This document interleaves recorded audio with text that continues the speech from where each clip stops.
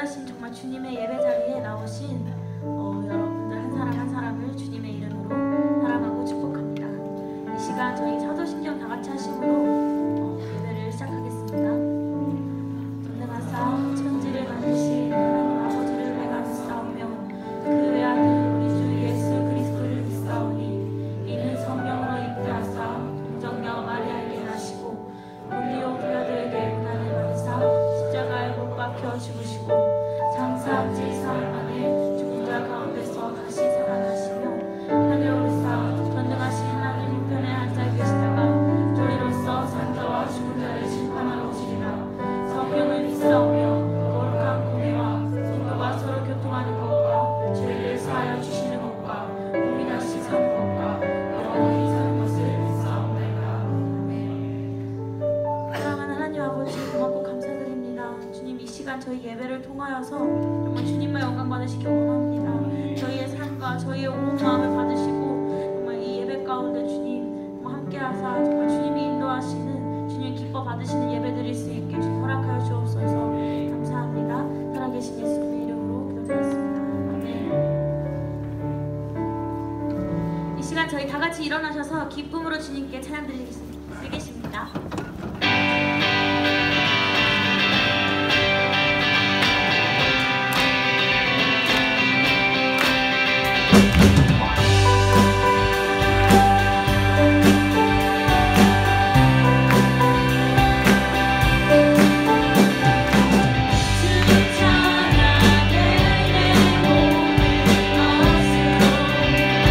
Oh,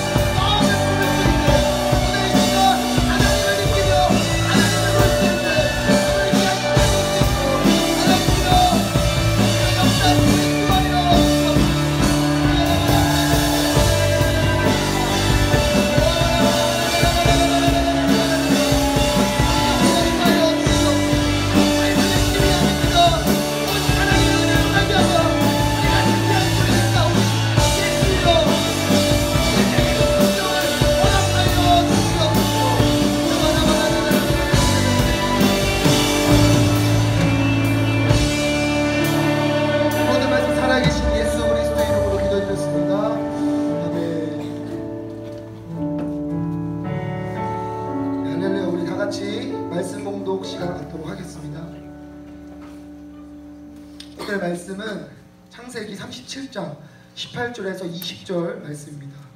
창세기 37장 18절에서 20절 말씀입니다. 우리 다 같이 합독으로 나아가도록 하겠습니다. 같이 합독하겠습니다. 시작. 말씀이 안 되어졌네요.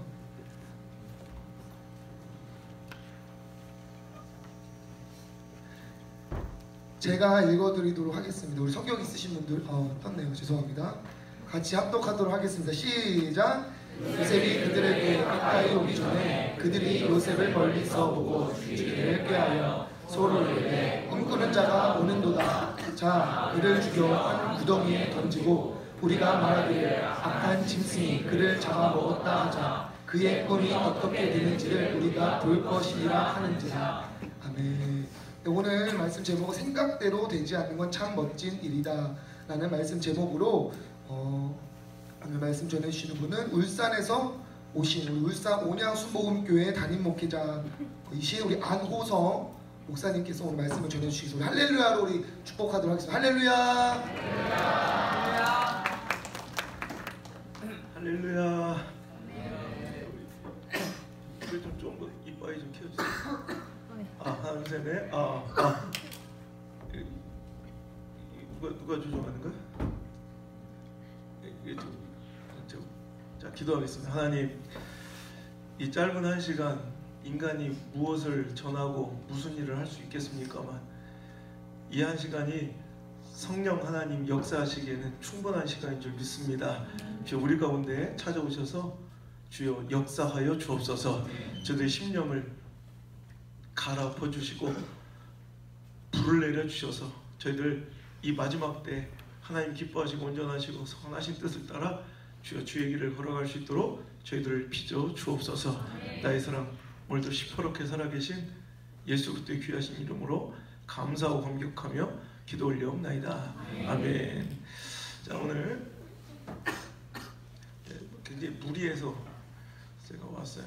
원래 이런 일정 제가 잘 안 잡는데 우리 부탁받고 제가 고민하다가 우리 학 회장님이 2년 동안 부탁하셔가지고 제가 오늘 5시간 달렸어요. 5시간. 그리고 끝나고 나서 또 바로 가가지고 울산에 저녁 집회를 해야 돼서 뭐 짧은 시간, 몇 시까지 해야 되죠? 2시 40분? 오케이. 그 짧은 시간 동안 그냥 성령 주신 대로 말씀 전할게요. 제가 지금 올라오면서 제가 정말 친형님처럼 생각하는 우리 한 목사님하고 이렇게 전화 통화를 하면서 왔어요. 그래서 한 얘기가 뭐냐면, 야, 너나 나나 목회는 이렇게 소신 있게 해야 돼. 진짜 마음대로. 우리 교회는 뭐 그 형님도 그렇지만 저도 뭐 하나 그냥 뭐 거침이 없고 뭐 두려울 것도 없고 하다못해 우리 교회는 지금 5번째 건축을 했는데 5번 건축할 때 성도들하고 회의하는 게 아니라 내가 제일 두려운 거예요. 하기가 싫은 거예요. 분명히 하나님의 뜻은 분명한데 내가 가장 못할 것 같고 내가 제일 자신이 없어. 하루에도 건축을 할까 말까로 한 200번을 왔다 교회를 졌다 허물었다 머릿속에서 한 200번이 왔다 갔다 하더라고. 그래서 이거 그대로 뒀다가 시간이 지나면 우리의 생각이 또 변질되고 하나님 뜻대로 내가 못 살 것 같아서 내가 포크레인을 불렀어. 철거업자를. 그래가지고 교회를 부셔버렸어. 그래서 교인들이 수요일날 예배를 왔다가 갑자기 교회가 없어진 거야. 목사님 교회가 없어요. 없어 이제 져야 돼. 끝이야. 그래서 진 거야. 우리 회의도 없고 뭐 우리 아버지도 목사님인데 우리 아버지가 그러네. 야 너같이 목회하는 사람도 없었거든. 그래서 좀 소신 있게 내가 하고 싶은 말 하나님 전하시라는 말씀 하나도 숨김없고 가감없고 마음껏 그러면서도 뭐 거지처럼 찌질하게 사는 것도 아니고 하나님 다 채워주시고 축복해 주셔가지고 전 세계를 누비면서 하루도 쉬지 않고 지금 방금 전에 미국에서 집회하다가 방금 전에 왔어요. 정신 못 차리고 이렇게 돌아다니면서도 마음껏 우리 동네에서 뭐 이렇게 얘기하면 또 재수없을 수도 있지만 우리 동네 전체에서 내 차가 제일 좋은 차거든. 하여튼 뭐 이렇게 하나님께서 모든 거 다 채워주시고 이렇게 소신 있게 마음껏 목회하고. 그런데 소신 있게 목회 안 하고 싶은 사람이 어디 있냐고. 그죠? 그렇게 못해서 문제지. 자, 그래서 오늘 그 얘기를 좀 해주려고 그래. 소신 있게 목회하고 하나님 일을 하고 싶다면 먼저 해야 될 것이 사명을 따라 살아가야 된다는 거예요.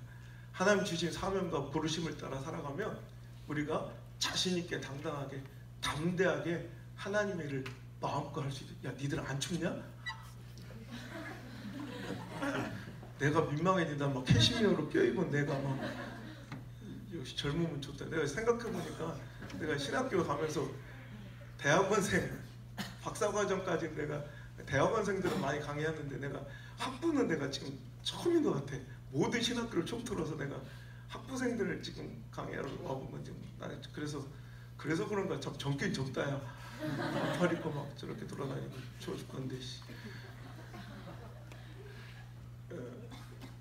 여러분 하나님께서 부르신 대로 그 뜻대로 살아가면 즉 내 생각이 깨지고 내 계획이 깨지고 내 예상과 내 기도가, 여러분은 내 기도가 응답되고 내 뜻이 이루어지고 내 예상대로 맞아떨어진 걸 축복이라고 생각하고 하나님의 은혜라고 생각하는데 실은 그렇지 않을 때가 훨씬 더 많아요. 차라리 내 기도가 응답이 안 되고 내 길이 막히고 내 뜻이 깨어지고 내 스케줄이 박살나버릴 때 하나님 그곳에서 역사하시는 거예요. 왜냐하면 하나님 우리하고 차원이 다르신 분이에요. 하나님 우리하고 수준이 다르신 분이에요. 하나님 우리하고 격이 다르신 분이에요. 여러분 그 하나님을 우리가 따라가야지. 다니엘 웹스터라는 신학자가 이런 얘기를 했어요. 우리는 종종 하나님을 내 수준으로 전락시키는 실수를 범한다고. 하나님을 내 수준으로 끌어내리는 거예요. 내 허접한 내 수준으로 끌어내린 하나님을 믿어봤자 뭐.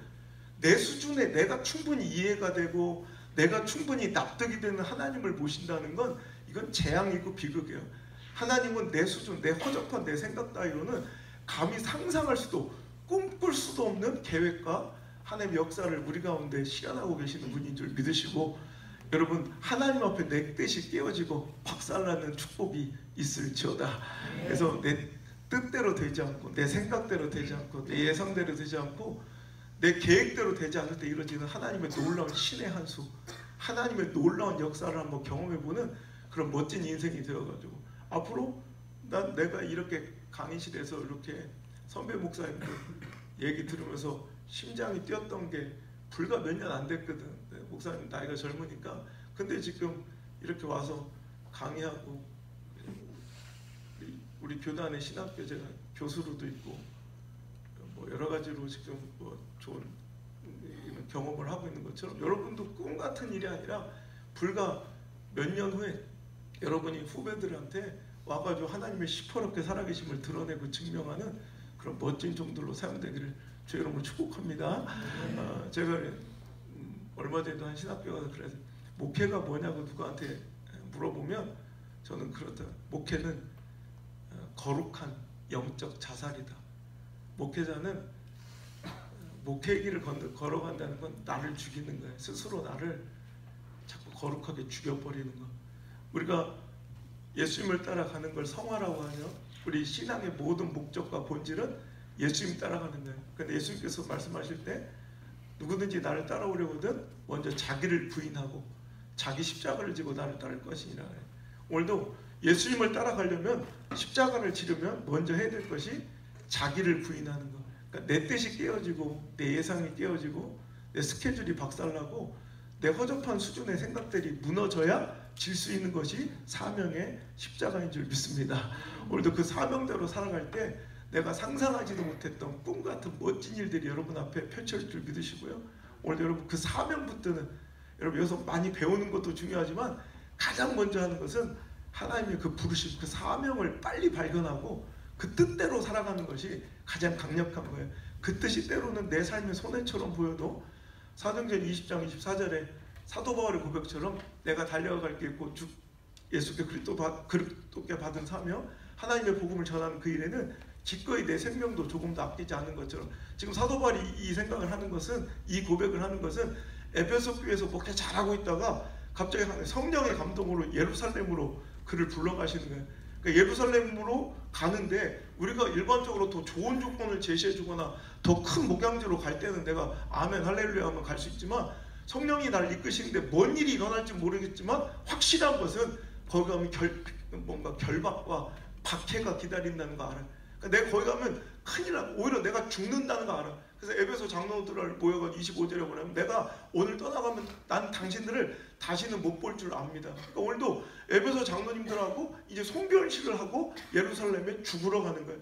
더 잘 되러 가고 더 축복받으러 더 큰 교회로 청빙되어 가는 건 우리 갈 수 있지만 어떤 때는 하나님의 부르심이라면 그 사명 붙잡고 가는 길이라면 죽을 길도 아니 세상 사람들은 내가 모르면 몰랐지 알고는 그 길 안 가잖아. 그제 내가 가면 죽는 걸 알았으면 내가 피하고 큰일 날 뻔했다 이러면서 돌아가거나 그 길을 거절하는데 목회자들은 그곳이 죽을 길인 걸 알아도 때로는 뚜벅뚜벅 결연하고 결기 있게 그 길을 걸어갈 수 있는 거 이게 목회자. 그럼 절대로 하나님께서는 그런 자들을 초라하게 누추하게 두지 아니하시고 그들을 들어 이 시대 가운데 하나님은 그런 자들을 붙잡고 역사하시고 싶어서 안 달라신 분이에요. 지금 하나님께서 그런 자들 이 시대 가운데 찾고 계실 텐데 우리 한해대 학부생들 여러분들 가운데 하나님께서 막 부르셔도 될 만한 내가 언제가 채플 시간에 이런 강의 설교 한번 듣다가 내 심장이 막 벌떡벌떡 뛰었던 그런 적 있어. 나도 저렇게 살아가겠다.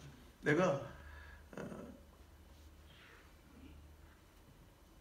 진짜 썩어 없어지지 않고 달아 없어질 정도로 하나님 나를 마음껏 부려달라고 울면서 고백했던 적이 있는데 지금 그렇게 내가 지금 하루에 8시간에서 10시간씩을 설교를 하고 강의를 하고 또 여러 가지 세미나 인도하고 집회 인도하면서 이렇게 살아가면서 지금 한시도 쉬지 못하고 전국 팔도 전 세계를 두며 살고 있는 이 모습 볼 때 여러분 꿈은 꾸는 자의 것이고 하나님은 지금 우리가 아무리 말 같지 않은 일을 꿈꿀지라도 하나님은 반드시 이루실 분임을 믿으시길 바랍니다. 내가 내 얘기 잠깐 해주고 갈게요. 나는 감리교단 목사님 아들로 태어났어요. 근데 지금 순복음교회를 담임하고 있죠. 어쩌다 이렇게 복잡한 집안이 됐냐면 나는 우리 아버지가 목사님인 게 너무너무 싫었어요. 왜냐하면 나는 그냥 평범하게 살고 싶은데 나는 그냥 안우성일 뿐이야. 여러분들 여기 목회자 자녀들 있죠? 짜증나. 어찌 보면 나도 피해자야. 그래서 내가 뭐 결단하고 내가 서운하고 태어난 것도 아니고 내가 태어나 보니까 나도 목사들이 나도 황당해 죽겠어. 근데 사람들은 내 처지를 이해하지 못하고 우리 아버지가 목사님이지 내가 목사가 아니잖아. 근데도 너무 높은 기대감과 내 또래 아이들은 충분히 저질 수 있는 그런 실수나 말과 언행도 저는 용납되지 않은 채로 짓눌리며 살아가는 그 부담감이 너무너무 힘들고 고된 거야. 그래서 우리 아버님 또 시골 마을에서 목회를 많이 하셔가지고 또 도시면 그래도 묻혀 살 수나 있지 시골은 빤하니까 다 아는 거야. 다 아는 거야 서로가. 그러니까 이런 데서 난 5살 때부터 내 이름이 안우성이 아니라 목사들인 줄 알았어요. 5살 때부터 그냥 동네 사람들 다 저 목사들 이렇게 불러가지고 그놈의 목사들 안 듣는 게 그 이름표 꼬리표 떼는 게 난 소원이었다. 그래서 하루라도 빨리 난 목회자지만 탈출해가지고 그냥 내 멋대로 내 편하게 내 가족들만 내 새끼만 챙기면 살고 싶은 게 내 꿈에도 소원이었다. 그러니까 목사님 공부를 되게 잘했어요. 여러분하고는 다르게 어마어마하게 잘했다. 그래서 지금도 선생님들이 아직도 나를 이렇게 30년이 지났는데도 우리 학교 출신 학교 은사님들이 저를 다 기억할 정도로 얼마 전에 내가 또 미국 집회 갔다 온 동안 또 뭐 방송이 하나 나왔는지 우리 학교 출신들 막 전화가 지금까지도 막 계속 오더라고.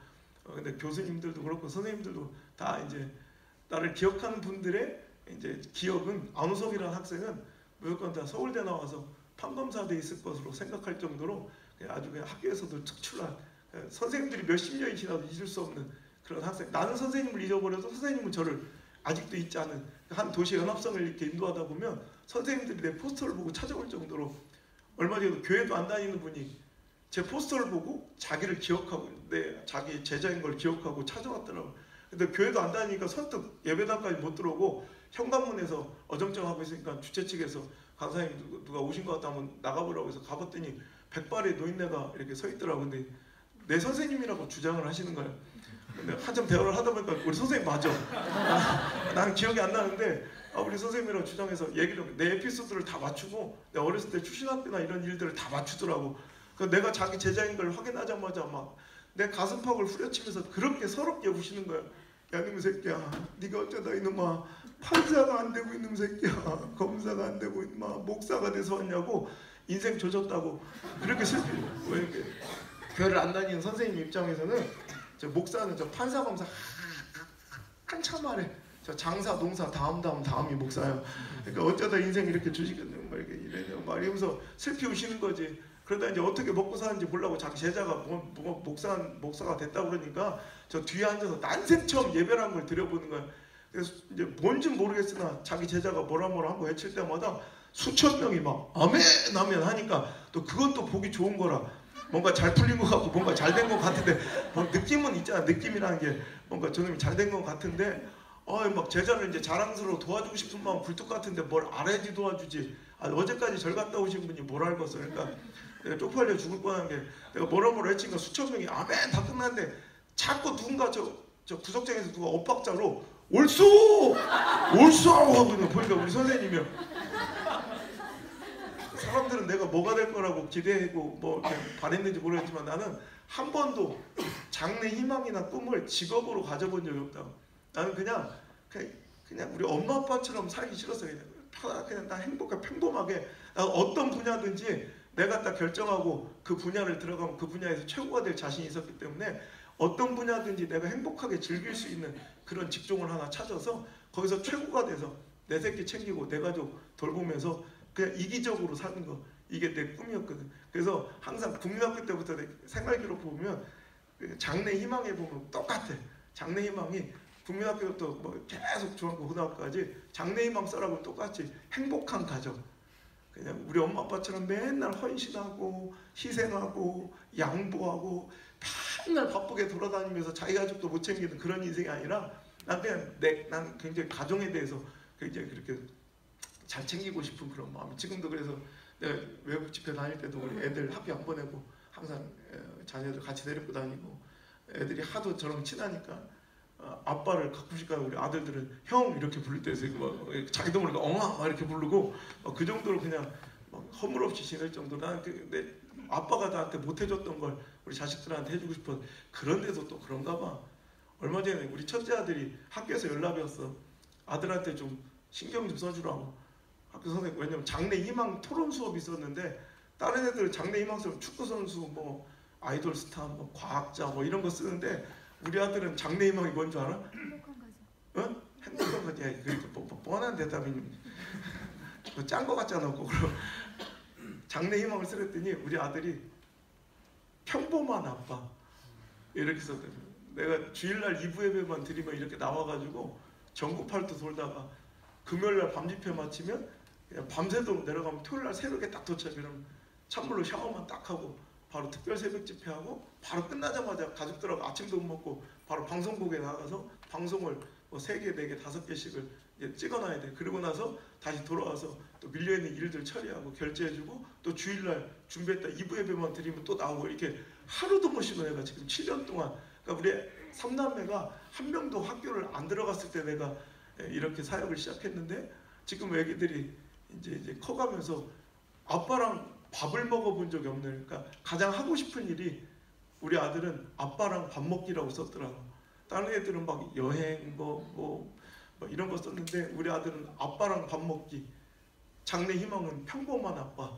뭐 이런 걸 꿈꿀 정도로 나도 똑같아서 우리 자녀들한테 그런 아픔을 주고 있는데 하여튼간에 난 빨리 그냥 이 목회자 집안을 탈출해서 그냥 내 뜻대로 내 원대로 살고 싶어서 우리 엄마 아빠 원하는 대로 난 신학 안 하고 나는 정치외교학을 공부를 했어요. 그래서 서울에 있는 유사한 대학 다 붙어놓고도 우리 엄마 아빠 허락도 안 받고 그때부터 내 자존심이 내가 고등학교 3학년 2학기 때부터 지금까지 10원 한 장 부모님께 돈을 안 받거든. 지금 박사 해가지고 교수 될 때까지 10원 한 장 부모님께 돈을 안 받고 지금까지 살면서 내가 엄마 아빠 원하는 대로 목회 안 하고 신학교 안 갈 거면 여러분들 그래 말 잘 들어서 잘 왔네 일찌감치.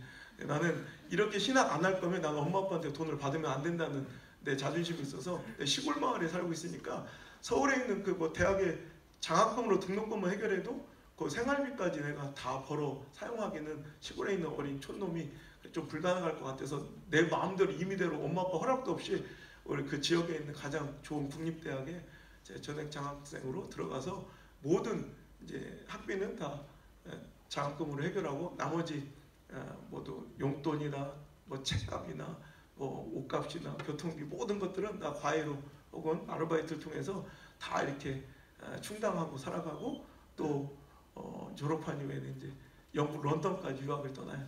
지금이야 뭐 개나 소나 다 가는 유학이지만 그때 당시에는 유학이 그렇게 흔치 않았던, 그 중에서 또 IMF 터져가지고 정말 굉장히 어려울 때 물가가 그렇게 비싼 런던에서 뉴욕, 런던, 도쿄가 세계에서 가장 비싼 물가잖아요. 그 중에서 IMF 터져가지고 환율이 많이 밑바닥을 칠 때라 굉장히 힘들고 어려울 텐데, 그래서 내 친구들이 같이 유학하는 친구들이 한 달에 300만 원씩 받는 애들도 밥을 굶고 막 그런 애가 있었다. 왜냐하면 환율이 너무 떨어져 있으니까 300만 원 해봤자 지금 한 120만 원? 150만 원 정도 보내는 택밖에 안, 그건 런던 시내 한복판에서 방 한 칸 구하기도 힘들 정도의 돈이거든. 그러니까 그렇게 힘들게 살아가는데 나는 거기서도 10원 한 장 안 받고 혼자 버텨내려니 얼마나 아르바이트를 빡세게 하고, 또 나는 또 승부욕이 강해가지고 지금까지 별로 적은 적이 없거든. 뭐 공부든 싸움이든 운동이든. 그러니까 또 지는 거는 못 견디니까 또 공부도 열심히 해야 되니까 잠자는 시간도 부족하고 또 일하는 시간은 많아지고, 그러면서 점점점 이제 통증이 갑자기 이 허벅지부터 시작된 이 통증이 처음에는 이게 내가 일을 많이 해서 생기는 이런 고통이 단순한 근육통이라고 생각했던 이 통증이 점점 이 배로 올라와가지고 이제 움직일 수가 없을 정도로, 나중에 내가 내려야 될 버스탑에서 배를 눌러놓고도 버스탑을 내려올 수가 없을 정도로 이렇게 힘들어지는. 그래서 병원에 찾아갔더니 의사 선생님이 아무래도 심각한 문제가 있는 것 같다고, 학업을 중단하는 게 좋을 것 같다고. 그래서 학업을 중단한 채 한국으로, 그러니까 내 생각이 깨진 거지. 나는 거기서 이제 대학원 졸업하고 거기서 어떤 워크폼이 받아가지고 일 좀 하고 경력 좀 쌓아가지고 와가지고 또 한국에서 또 좋은 직장 또 들어가서 내 승승장구하는 게 내 계획이고 스케줄이었는데 갑자기 대학원도 뭐 학위도 못한 채로 그냥 한국으로 실려 나오게 된 거예요. 거기서 또 만나는 의사들마다 오진이 반복되면서 막 몸이 만신창이가 되어가는 거예요. 그러니까 원인도 못 찾은 채로 계속 이제 막 병원을 전전하다가 나중에는 막 구멍이랑 구멍에 호수를 다 끼고 살아갈 식물인간처럼 막 어떻게 뭐 할 수가 없는 정도로, 그러다가 마지막 도착한 병원에 원인도 못 찾은 채로 돌아다니다가 마지막 도착한 병원에서 갑자기 의사 선생님이 내 몰골을 보더니 깜짝 놀라는 거예요. 아니 어떻게 사람이 이 모양 이 꼴일 될 때까지 참을 수 있었냐고.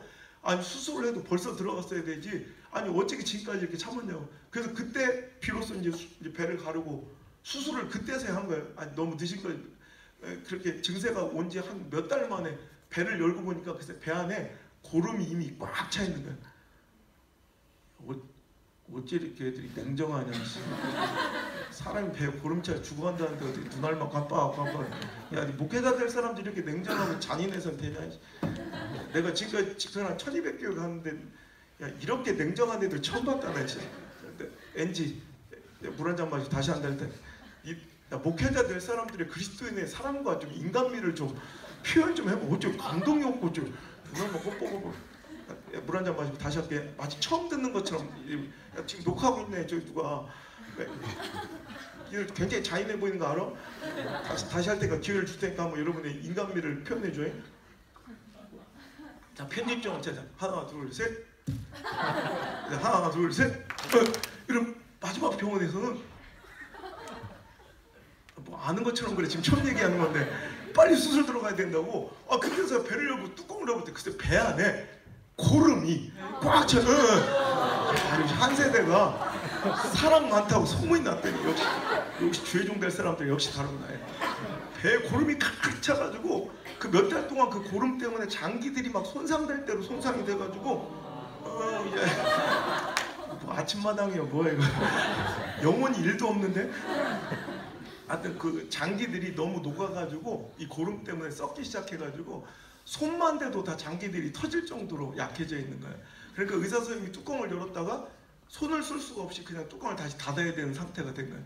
그 약해 빠진 그 장에 장결핵균이 들어와서 또 장 내벽을 구멍을 다 뚫어놔가지고 그러니까 구멍이 술술 뚫려 있는 장으로 장 내에 있는 좋은 유익균들, 좋은 균들까지도 싹 다 빠져나가가지고 장이 이제 활동을 못하는 이런 아주 참혹한 상태로 손도 쓸 수 없는 상태로 발견이 돼서 의사 선생님은 뚜껑을 열었다가 그냥 다시 자기가 만질 수가 없다고 장기를 일반적으로 이렇게 드러내야 고름을 닦고 다시 놓고 꼬매야 되는데 장기를 드러낼 수가 없는 게 장기를 만지기만 해도 장이 다 터지니까 안 되겠다고 그냥 닫는데 그냥 닫을 수 없으니까 이 옆구리에다 여기다 구멍을 하나 뚫어가지고 지금도 한번 만져지겠네. 여기 있네. 여기. 한번 만져볼래? 예. 하면 눌러봐. 터지는 거 아니야? 자다 나왔냐? 똑바로 해봐. 터트리지 마. 그렇지. 느껴져? 이 구멍이 그때는 이때 좀 계단 앞에 줄 서 있어. 내가 이렇게 대고 있어. 돈 드는 것도 아니고 한 명씩 다 만져봐. 이 구멍을 이렇게 양쪽에 두 개를 뚫고 2m쯤 되는 고무 튜브하고 양옆에 거즈를 대가지고 이제 세 겹줄로 이 줄이 안 흐트러지게 양쪽 끝을 매듭으로 묶어가지고 뱃속에 이제 쑤셔 넣는 거예요. 공간에다가 원래는 이 장기를 드러내야 가장 깔끔한 건데 장기를 드러낼 수가 없으니까 이제 쑤셔 넣는 거예요. 그래서 한쪽 끝은 이 방광인대까지 꽂아놓고 한쪽 끝은 아까 이 뚫린 구멍으로 뺀 다음에 다시 뚜껑을 덮은 거예요. 어떤 역할인지 알겠죠? 배 안에 가득 차인 고름을 그냥 빨아만내는 심지 같은 역할로 이 심지 끝에 이렇게 두꺼운 거즈를 항상 이렇게 대놓는다고 그래요. 그럼 아침마다 드레싱하고 이 거즈를 바꾼다고 떼보면 역한 냄새 함께 한 대박지 샌도란 구름이 빨려 나오는 거예요. 그러니까 아침마다 해가 뜨는 게 무서울 정도로 고통스러운. 근데 그거보다 더 힘들었던 게 물 한 모금도 마음껏 마실 수 없는.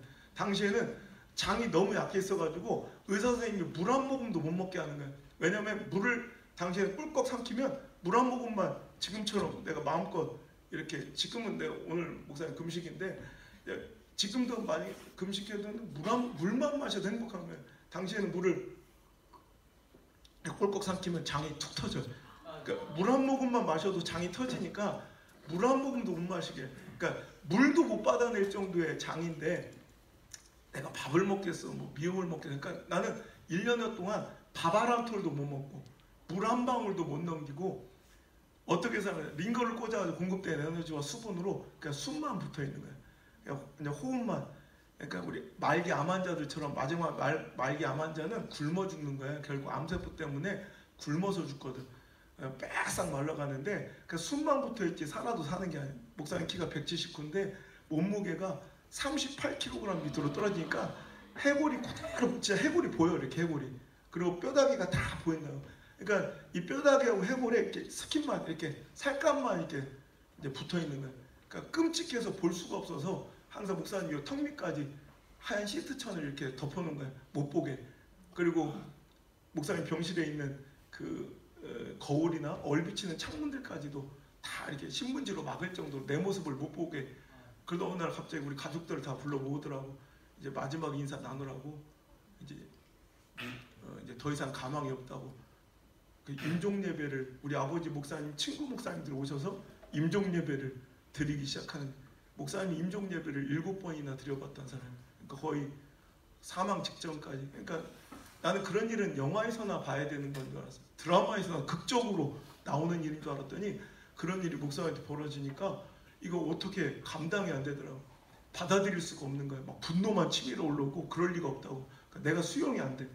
근데 이내 수긍할 수밖에 없는 끔찍한 환경이 내가 이렇게 숨만 겨우 붙어서 해골바가지처럼 미라처럼 이렇게 누워있는 내 침대 옆으로 가족들이 삥 둘러서서 날 이렇게 내려다보는데 나는 아직도 그 가족들의 눈빛이 생생하게 기억나. 나는 한 번도 우리 가족들한테 볼 수 없었던, 한 번도 못 봤던 그냥 죽어가는 아들을 바라보는, 죽어가는 동생을, 죽어가는 오빠를 바라보는 가족들의 눈빛, 그 눈빛이 아직도 기억나요. 극도의 공포와 슬픔, 그 절망이 눈에 아주 칵칵한 눈으로 나를 이렇게 내려다보는데 그 눈빛을 보는 순간 가슴이 철렁한 거야. 나는 이게 죽는 거구나. 난 끝났구나. 누가 한마디 입 벌려서 죽는다고 얘기 안 해줘도 그 눈빛을 보는데 대부분 딱 느낌이 오더라고. 얼마나 두려운지.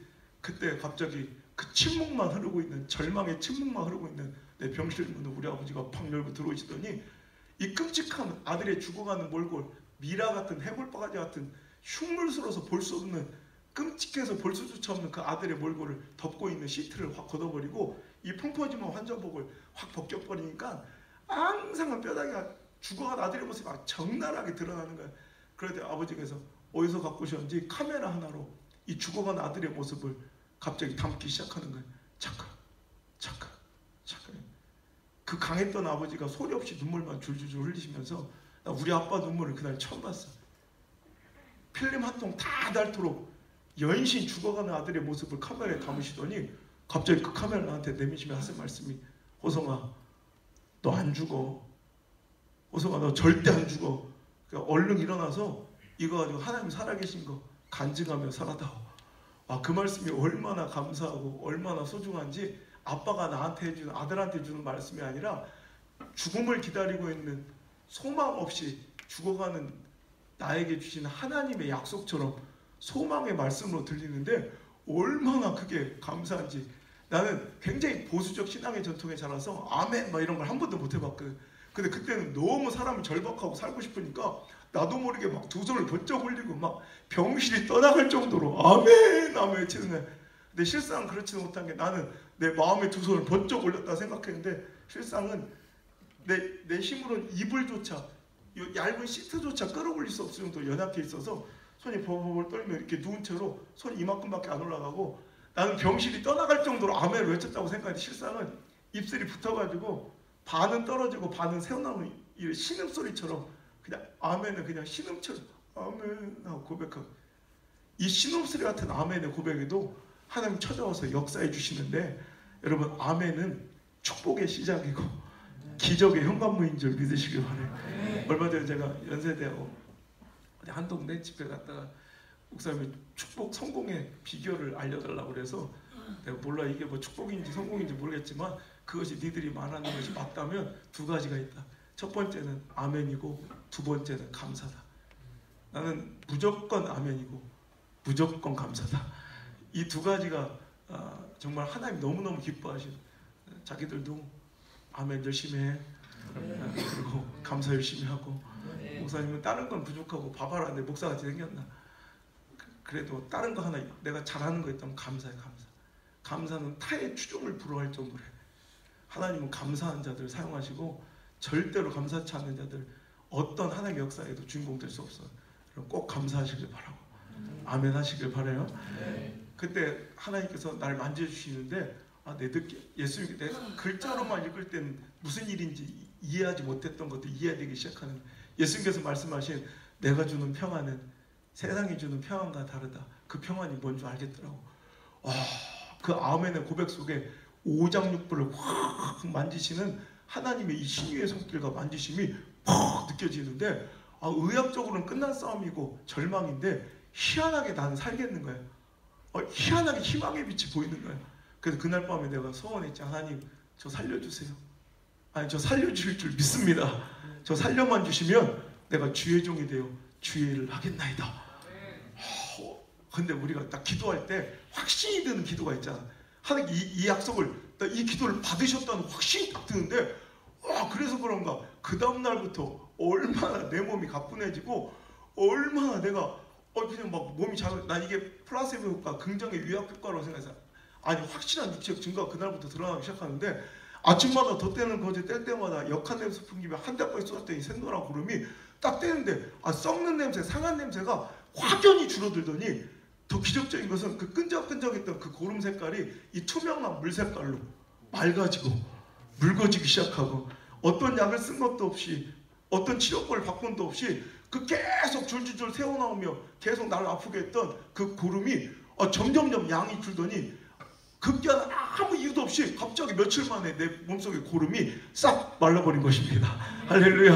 하나님 역사를 하신 거예요. 저를 마지막에 집도했던 그 의사 선생님은 난 크리스찬이에요. 예수님도 안 믿는 분이에요. 근데 그분이 내 몸의 변화를 보더니 손을 벌벌 떨면서 하신 말씀이, 도대체 이게 어떻게 된 일입니까? 이건 하나님이 하셨네요. 우리 엄마가 맨날 옆에서 기도하는 모습을 보셨으니까, 교회도 안 다니는 분이, 예수님도 영접하지 않고 하나님을 알지도 못하는 분이 내 몸의 변화를 보고 하나님의 살아계심을, 그 권능을 인정할 수밖에 없는 기적과 같은 일이 벌어지고, 내가 그 병실을 이제 1년여 만에 내 발로 걸어서 나오는 기적이 일어난 거예요. 그 병원에서 공공연하게 안호성이라는 환자는 이 병원 나갈 때는 송장으로 시체로나 나갈 거라고 했던 그 환자가, 물론 내가 태어날 때도 40kg밖에 안 돼가지고 빼싹 말라서 쇠꼬챙이 같지만, 내가 1년 만에 이렇게 내 다리로 이렇게 걸어 나오는데, 여러분 1년 만에 걸으면 내 마음은 걸을 것 같은데 안 걸어져. 특히 느낌이, 발바닥이 이 땅에 닿는 이 느낌이 너무 이상해. 여러분 한 2달만 여러분이 발을 땅에 안 딛고 있다가 땅에 한번 대보면, 여러분 혹시 깁스나 이런 거 해본 사람 알 거예요. 한 2달만 이렇게 안 하다가 이렇게 디뎌보면 굉장히 발 느낌, 1년여 만에 내 처음으로 발을 이렇게 땅에 디뎠는데 막 그 느낌이 너무 이상하고 징그러운 거예요. 근데 쩔뚝쩔뚝 그 병원을 나서서 그날 내가 아직도 잊을 수 없는 게, 와, 날씨가 얼마나 화창한지 나는 햇빛이 내 볼에 쏟아져 내려서 이렇게 닿던 그 느낌이 아직도 기억나요. 여러분 햇빛 고소한 거 알아? 너 뭘 이렇게 자꾸 쳐먹냐 너? 햇빛 맛있는 거 알아? 응? 햇빛도 우리 배고프잖아. 밥 안 먹은 것처럼 햇빛도 한 1년 정도 못 쐬고 살아가면 햇빛이 고파. 우리는 비타민 D 같은 건 거의 80% 90% 이상이 햇빛으로만 이렇게 생성이 되거든. 그러니까 이 햇빛이 막 고파. 햇빛이 막 볼에 닿는 느낌이 너무 고소한 거야. 하늘만 봐도 행복하고, 그때는 뭐 어떤 일이 막 벌어져야 되는 게 아니라 그냥 땅만 걸어만 가도 행복. 걸어만 가도 막 걷기만 해도 막 눈물이. 내가 걷고 이 발바닥이 이 땅에 닿는 느낌이 너무 좋아서 내가 걷는 게, 걷다가 울어. 걷다가. 자기들은 뭐 걷다가 뭘 주워야지 행복하잖아. 다만 돈 1,000원이라도 주워야지 해맑게 웃잖아, 그죠? 근데 나는 내 발이 땅에 닿는 게 너무 신기하고 행복해서 그냥 걸으면서 웃는 거야. 걸으면서 울고. 그때는 내가 이제 어떻게 주를 위해 살아야 될까? 아니, 어떻게 주를 위해 죽어야 될까? 막 이게 연구 대상이야. 그때는 신학교, 너희들처럼 신학교 들어가는 거 문제도 아니야. 내가 불구덩이라도 들어가려고 그랬어. 근데 목사 되는 건 이제 일도 아니야. 나 순교라도 해드리려고 그래. 근데 이 은혜와 기쁨과 이 충만함이 첫날 만날 주님 다시 오실 때까지 가면 얼마나 좋아. 근데 그게 그렇지. 이 은혜에도 유통기한이 있더라니까. 니들은 잘 들어온 거예요, 일찍이.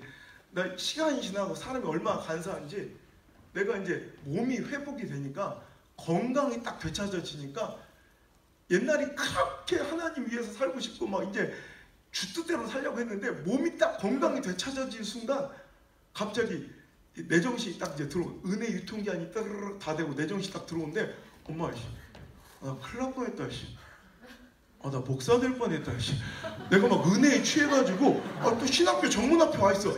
하마터면 들어갈 뻔했어. 하마터면. 이러다 우리 엄마 아빠 꼬라지로 평생 살 뻔했다 생각하니까 아찔한 거야. 막 신학교가, 야, 니들은 무슨 정신으로 들어왔냐? 둘 중에 하나겠지 뭐. 진짜 사명감이 투철하든가 아니면 갈 데가 더럽게 없던가, 둘 중에 하나일 텐데, 여러분 전자이길 기대하고 소망합니다. 정말 어디 난 진짜 막 신학교가 너무 가기 싫은 거야. 근데 우리 엄마 아빠처럼 또 목사돼서 사는 게 너무너무 싫어서, 진짜 너 하나님께 너무 죄송한데 하나님 약속 저버리고 제 신학교 가기가 너무 싫어가지고 다 제정신 돌아오니까 이번에 또 도망친다고 도망친 게 일본으로 유학을 또 떠나. 쓰레기보도 그래. 나만 쓰레기야? 니들은 안 그래? 지들 다 그렇게 살았으면서. 난 성경 인물 가운데 그 요나 시죠, 요나. 나 그 양반만 보면 그렇게 애정이 가고 남 같지가 않아. 나 지금 목사님 목회하면서 한 번도 그분을 나쁘게 설교해 본 적이 없어. 나 천국 가도 그분부터 찾아뵈려고. 어떻게 생겼나 나 궁금하네. 이 배은 망덕한 놈 진짜 내치고 버리고 죽여도 할 말 없는 이놈은 우리 하나님 진짜 좋으신 분이야. 목사님 진짜 일본에서 그 하나님이 나를 버리긴커녕 그 하나님이 나를 만져주시고 만나주심을 경험하는데, 이번에 CBS 또 작가가 그러더라고. 목사님 일본에서 어떻게 하나님을 만나셨어요? 이게 또라이였냐. 내가 그랬어요. 내가 어떻게 하나님을 만나냐? 하나님이 나를 만나주신 거지. 방법이, 내가 어떻게 하나님을 만났냐? 그러니까 거기는 어떻게 하나님을 만났냐? 내가 아니야? 하나님 만나주신 거지. 그제 오늘 하나님 진짜 만나주시더라고. 그때 내가 진짜 맨날 아버지 때문에 다닌 교회, 아버지 때문에 드리던 예배, 사람들을, 성도들의 시선과 관심에 떠밀려 할 수 없이 서 있어야 되는 사역의 자리들이 분명 있었거든. 근데 그때는 이제 내 안에 우리 아버지 하나님이 아니라 진짜 나의 하나님, 나의 예수님, 나의 성령님이 막 충만하게 임하시니까 진짜 막 세상이 막 변하고 내 얼굴도 마음도 막 기쁨 충만, 은혜 충만, 행복 충만, 감동 충만, 기쁨 충만, 아싸라비야, 쿵짝비야, 막 너무너무 좋은 거야. 막 진짜 세상이 다 행복하고 하나님이 너무너무 좋은데, 다만 목사만 안 시키시면 딱 좋겠더라고. 그때 목사님이 이 삼성하고 대우라는 큰 대기업에서 이제 특별 체험 스카우트제를 받게 되는데 뭐 실수한 거지 그분들이. 내가 얼핏 보면 약간 똑똑해 보이잖아. 언뜻 보면 똑똑해 보이잖아. 그러니까 속은 거지 약간. 그래서 내가 굉장히 똑똑한 놈인 줄 알고 그러니까 총괄 본부장이 있어. 대우 망하기 전이니까 나가노에 계셨던 총괄 본부장이 직접 찾아와서 나 이제 스카우트제를 하시는. 그때 삼성 총괄 본부장이 오사카에 있는데 그 양반이 와서 더 좋은 조건으로 또 채용을 하면 또 이제 대우에서 또 와. 더 좋은 조건을 제시해. 삼성에 또 와. 그래서 나중에 삼성이 대우가 쫓아올 수 없는 특별 조건을 제시해 주시고 지금도 아마 삼성에 들어가기만 해도 대단하다고 박수치하는데 삼성 초임 연봉에 현지 체류비까지 하면 3배 넘게 엄청난 조건이래. 하여튼 실력도 없으면서 더럽게 놀래지도 않은 저렇게. 하여튼 그래 특별 채용을 받고 찜찜하고 뭔가 그렇긴 한데 너무 좋은 조건에 그 달콤한 유혹에 내가 사인을 해버린 거야. 여러분 우리 주의 길을 걸어갈 때 분명한 것은 뭔가 좋아 보인다고 덥석덥석 이렇게 물어 쳐놓고만 안 돼. 분별력이 있어야 돼. 목사님 내가 지금 오늘은 개척해서 이렇게 어려웠던 얘기까지 내가 할 시간이 없을 것 같은데 내가 막 밥을 굶으면서도 내가 딱 지켰던 원칙은 하나님이 주시는 하늘의 신령한 보고에는 절대로 탐하지 않는다. 사람의 도움은 10원 한 장도 안 받는 거 이게 내 원칙이었거든. 내가 엊그제도 설교할 때 그런 새벽 설교에 그런 설교했는데 누가 내가 너무 힘들게 살아가는 모습을 보고 목사님이 개척하고 4년 동안 보일러를 한 번도 못 켜봤어. 그 정도로 우리 첫째 아들은 내가 기저귀를 못 채워줬거든. 기저귀가 없어서. 그래서 얼마 전에도 내가 아직도 젊은 교육자들 결혼해서 이렇게 아기 낳고 그러면 난 그게 이제 한이 돼가지고 얼마 전에도 그 아기들 카시트하고 유모차 그리고 독일제 이걸로 하기스 제일 좋은 거 이렇게 한 200만 원대 세트로 하면 그래가지고 한 6가정 이렇게 나눠줬거든. 지금도 어려운 가정들 보면 그게 한이라고 나한테 애들 기저귀를 못 채워준 게 그렇게 사는 걸 보고 한 다른 교회 큰 대형교회 잘 사는 안수 집사가 나한테 50만 원을 갖고 온 거예요. 목사님 이거 쓰시라고. 나한테 그때 50만 원이면 지금의 내 5천만 원보다 느낌이 컸어. 지금 나한테는. 근데 그 50만 원을 내가 다시 돌려줬다. 그러면서 내가 했던 말이 집사님 목회자는 존경받을 대상이지 동정받을 대상이 절대 아닙니다. 당신이 존경하는 마음으로 섬겨야 될 텐데 당신 눈에는 시골교회 아주 어린 30살의 그 어린 전도사 그 시골교회 개척교회 전도사를 향한 불쌍한 동정의 눈이 보입니다. 가져가십시오. 목사 아닙니다. 전도사님 아닙니다. 그러더라고. 아니긴 뭐하냐 내가 보면 알지. 그래서 그냥 그 50만 원을 바로 그 자리에서 돌려줬던 적이 있어요. 여러분도 마찬가지야. 여러분 살아가다 보면 여러분 지금 사자라고 젊은 사자. 근데 이 젊은 사자들이 자꾸 상황과 처지와 현실과 인간에게 상처받고 자꾸 무뎌지다 보면 여러분이 날 썼던 이 발톱과 이 이빨이 자꾸 무뎌지기 시작해. 그래서 거지 새끼들 마냥 자꾸 하이에나 새끼들처럼 살고 싶어 하는 거야. 하이에나 알아? 내가 짐승 중에 제일 싫어하는 짐승이 하이에나야. 생긴 것도 그 새끼는 좀 그쵸? 야 이상하게 묘하게 재수없게 생기지 않냐? 아니 하이에나는 삶도 재수없지만 생긴 게 너무 이게 뭐 이러고 생긴 것도 재수없고 근데 삶이 재수없는 그 하이에나는 그냥 주순 고기든 썩은 고기든 훔친 고기든 필요 없어. 훔쳐도 괜찮고 주워도 괜찮고 썩어도 괜찮고. 내가 얼마에 내셔널 지오그래픽 보니까 이 하이에나 새끼들은 하도 썩은 걸 주워 처먹어가지고 이제 장이 특화가 됐대. 그래서 장 웬만한 다른 동물들이 먹으면 막 상해가지고 이렇게 막 배탈이 나고 난리가 날 걸 그 하이에나들은 그 웬만큼 썩은 걸 처먹어도 괜찮대. 그 정도로 애들이 아주 썩은 고기 처먹는데 특화가 된 거야. 우리 여러분은 반드시 기억해야 될 게 주의 종들은 하이에나 새끼가 아니야. 주순 고기든 훔친 고기든 그냥 썩은 고기든 그냥 먹고 배만 채우면 되는 직업인들이 아니라 주의 종들은 사자야 사자. 여러분 다큐멘터리 동물의 왕국 같은 거 봐서 이 젊은 용맹한 사자는 자기가 갓 잡은 신선한 사냥감 외에는 거들떠도 안 본다고. 탁 지가 몇 점 떠먹다가 그 다음에 툭 던지고 간다고. 그럼 그 다음에 몰려드는 게 뭐야? 하이나이 와가지고 그거 주워 쳐먹는 것들이 있는 거야. 여러분 절대로 하이나 새끼처럼 그냥 뭐든 썩은 고기든 막 대충 배만 채우면 되는 직업인들 되지 말고 진짜 젊은 사자 같은 사명자가 되시길 바랍니다.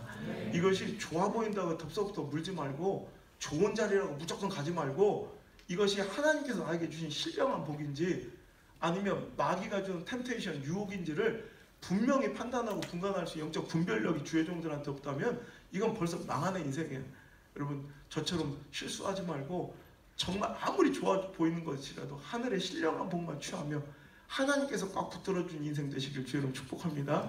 내가 지지난주 설교 제목이 하나님께 붙들리면 무엇을 붙잡아도 승리한다 라는 제목으로 설교했는데 하나님께 먼저 붙들리면 그 다음부터 무엇을 붙잡아도 승리하는 거예요. 무엇을 붙들고 싸워도 무조건 이기는 거예요. 여러분 먼저 하나님께 붙들린 자 되기를 주의 이름으로 축복합니다. 아멘. 니들은 내가 가가지고 또 1월달에 또 설교할 거니까 또 못 들은 척 해라. 삼손은 나귀 턱뼈를 붙잡아도 1000명을 죽이고 블레셋 군대를 1000명을 죽이고 남는 거예요.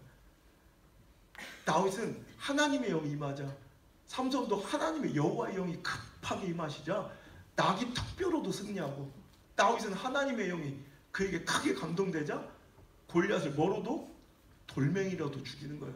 그러니까 아이템이 중요한 게 아니라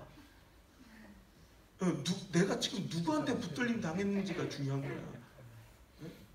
그 프라이팬으로도 이길 수 있다. 알아? 근데 우리는 자꾸 지금 신학생들조차도 오늘 맨날 아이템을 찾는 거야. 스펙을 찾고 자꾸 시대적 이 환경과 승리의 요건을 찾아가지고 성공하려고 해. 아니 하나님께 붙들리는 게 먼저야. 하나님께 붙잡히는 게 먼저야. 성령님이 탁 붙드시면 삼손은 나귀턱뼈, 다윗은 이 물맷돌 돌멩이 하나 들어도 되고 모세는 그 말라비틀어진 지팡이로도 승리하는 거야. 아멘. 예후는 검을 들어도 승리한다고. 엘리사는 옷자락을 쳐도 승리한다고. 여러분 오늘 내가 무엇을 붙잡았느냐가 중요한 게 아니에요. 내가 무엇이 붙들림 받아요 살아가느냐. 하나님께 붙들린 인생은 사명대로 살아가는 자들이에요. 하나님께서 탁 붙들어준 인생은 하나님과 관계없이 하나님과 연관 없는 삶을 살아가는 사람을 도와주지 않는다고. 여러분 여호수아가 그러지. 여호수아가 넌 강하고 담대하라. 두려워하지 말고 놀라지 말고 쫄지도 말고 짜부라들지 말고 이 새끼야. 강하고 담대하라. 얼마나 벌벌벌. 여러분처럼 여러분 두렵지 않아요 인생? 안 두려워요? 괜찮아? 두려워야 될 것 같이 생겼는데 안 두려워 니들? 여러분 목회할 거 다 목회할 사람들 아니야? 아닌가? 그래서 다 목회하는 거잖아. 그죠? 아니야? 다른 데 갈 수 있는 거야? 기독교 상담. 뭐 상담을 하든 뭐하든 하나님 일관에 상담을 받게 생겼는데 하여튼 뭘 하든 간에 그러면 내 인생이 좀 두렵잖아. 그죠? 꼭 신앙 아니래도 이 시대가 좀 어렵잖아. 그지? 그러니까 자꾸 사람들이 승리의 가능성을 높이기 위한 세상적 수단을 자꾸 고르는데 여호수아도 두려운 거예요. 가나안 땅. 우리 여러분이 생각한 성공, 축복, 승리라는 여러분의 가나안이 있을 거 아니에요. 꿈꾸고 있는 그 요단강을 건너와서 그걸 정복하기는 여러분 우리 어렸을 때는 이렇게 젊었을 때는 야 나도 엊그제 같은데 니들 같은 때가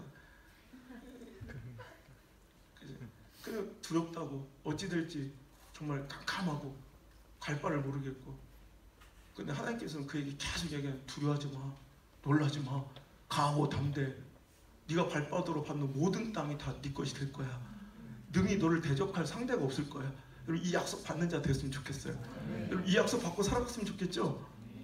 아니면 싹 다 망하든가. 여러분 이 약속 받았으면 좋겠죠? 근데 이 약속은 아무한테나 복불복으로 그냥 아무한테나 주시는 게 아니에요. 왜 하나님께 여호수아에게 반복적으로 계속 이야기를 하시는가? 여러분 딱 하나요. 여호수아서 1장 9절에 보면 내가 내게 명한 것이 아니냐.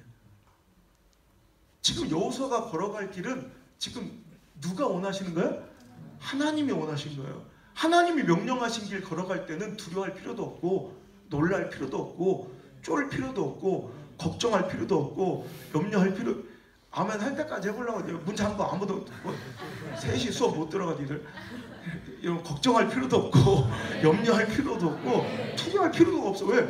하나님 시키시지 하러 가니까. 근데 거꾸로 믿음과 신앙은 무조건 담대한 게 아니야.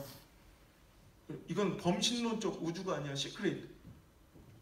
모두 우주가 내 중심으로 돈다. 이건 범신론적 우주가 아니라 신앙이 아니야. 무조건 담대하는 게 아니라 무조건 자신감, 무조건 긍정 이게 신앙이 아니라고. 두려워해야 될 자들도 있어. 왜? 내가 하나님 뜻대로 안 살아가면, 하나님 사명 거절하고 살아가면 그 사람은 두려워해야 돼. 박살내야 돼. 반드시 그런 길, 하나님 반드시 그런 결론으로 간다니까. 두려워해야 된다고. 근데 우리가 하나님 뜻대로 사명대로 살아갈 거면 그때부터 두려워할 필요가 없는 거예요. 여호수아는 그냥 무조건 발바닥으로 받는 모든 땅이 지껏대고 무조건 승리한 인생이 아니라 하나님과 연관되기 때문에 그래. 하나님 개입할 수밖에 없는 인생이지. 왜? 하나님 시키신 일 하러 가니까. 하나님 사명 붙들고 살아가는 자를 하나님께서 그냥 두시지 않는다는 거지. 절대로 그를 떠나지 않는다는 거지. 그러니까 여러분 가장 강력한 인생은 하나님 주신 사명 붙드는 거예요. 이거 원론적이고 굉장히 진부한 얘기가, 오는 사람 10명 8명 이 얘기하지 그게 진리야. 여러분 진리를 붙잡고 살아가시길 바랍니다. 근데 이 중요한 얘기 하는데 지금 졸라 그런 거야? 죽여버린 수가 있다. 누가 잘 들어. 여러분 진리를, 여러분 사명 붙들고 살아가야 돼. 아멘? 사명 붙들어야 돼. 그러면 절대로 여러분 세상은 여러분을 능히 당할 수가 없어. 시대는 여러분을 감당할 수가 없어. 난 여기서 꿈꿔요. 여기서 진짜 귀한 놀라운 축복의 인생들, 사명자 반드시 나올 줄 믿습니다. 야, 너희들 보니까 생긴 것도 너무 진짜 멋지게 생겼어. 야, 너도 그렇고 마스크에 우리 교단 총회장님처럼 생겼어. 나 이런, 넌 꿈이 뭐야? 목회야 할 거야 아니면 야, 이런 목회자가 이런 얼굴이면 좀 반칙 아닌가? 너무 거룩하게 잘. 너는 기도 좀 해야겠다. 근데 여러분 이런 걸로 판가름 나는 인생이 아니라 하나님 붙들어 주시면 이런 얼굴로도 승리하시고, 하나님께 붙들림 바 되지 않으면 저런 얼굴로도 망할 수 있고, 또 하나님 불러주셨으니까 여기 앉아있으니까 네가 지금 되게 거룩해 보이지. 너 잘못하면 까딱하면 좀 사기치기 좋은 얼굴이야. 너 잘. 하나님 붙들어 준 인생, 즉 하나님께서 주신 사명 붙들고 살아가는 인생, 이것은 강력해서 누구도 넘볼 수도 이길 수도 감당할 수 없는, 세상이 사람이 막을 수 없는 그런 인생을 살아가야 된다. 여러분 그런 축복의 인생 살아가실 주로 축원합니다. 나는 그날 그냥 와가지고 이제 하나님께서 내가 열심히 그냥 신앙생활 열심히, 그때 일본에서 진짜 하나님 만나고 너무 좋아서 진짜 사역도 열심히 했고 새벽 기도도 안 빠지고. 여러분 유학 시절에 얼마나 힘들어. 아르바이트 하랴 막 공부하랴. 근데도 그냥 일본 차량운행도 없고 자전거를 타고 40분씩 가가지고 새벽 기도를 드리고 그랬다니까. 하루다 보니 막 하나님을 찬양하고 예배하는 게 너무 좋아서. 그런데 그렇게 은혜가 충만했던 나에게 하나님 주신 이 선물 같은 이런 축복이라 생각하고 마귀의 템테이션을 내가 받아버린 거야. 삼성하고 딱 계약하고 사인하고 딱 들어오는 그날 밤부터 다시 배가 사가 거짓말처럼. 김문우 목사님 알아? 김문우 목사님? 몰라? 김문우 목사님 몰라? 몰라도 돼. 천국 가는데 크게 뭐 지장 없으니까. 근데 김문우 목사님 사부님이고 내가 친한데, 김문우 목사님 항상 안 목사님 그 얘기 들을 때마다 거짓말 같다. 다 그날부터 그러냐. 근데 저 거짓말처럼 그날 밤부터 배가 아픈데, 와, 그 다음날 막 제가 이 느낌을 아는 거야. 이게 막 엄청나게 아픈 게 아니라 이 느낌 막 기분 나쁘게 아픈 게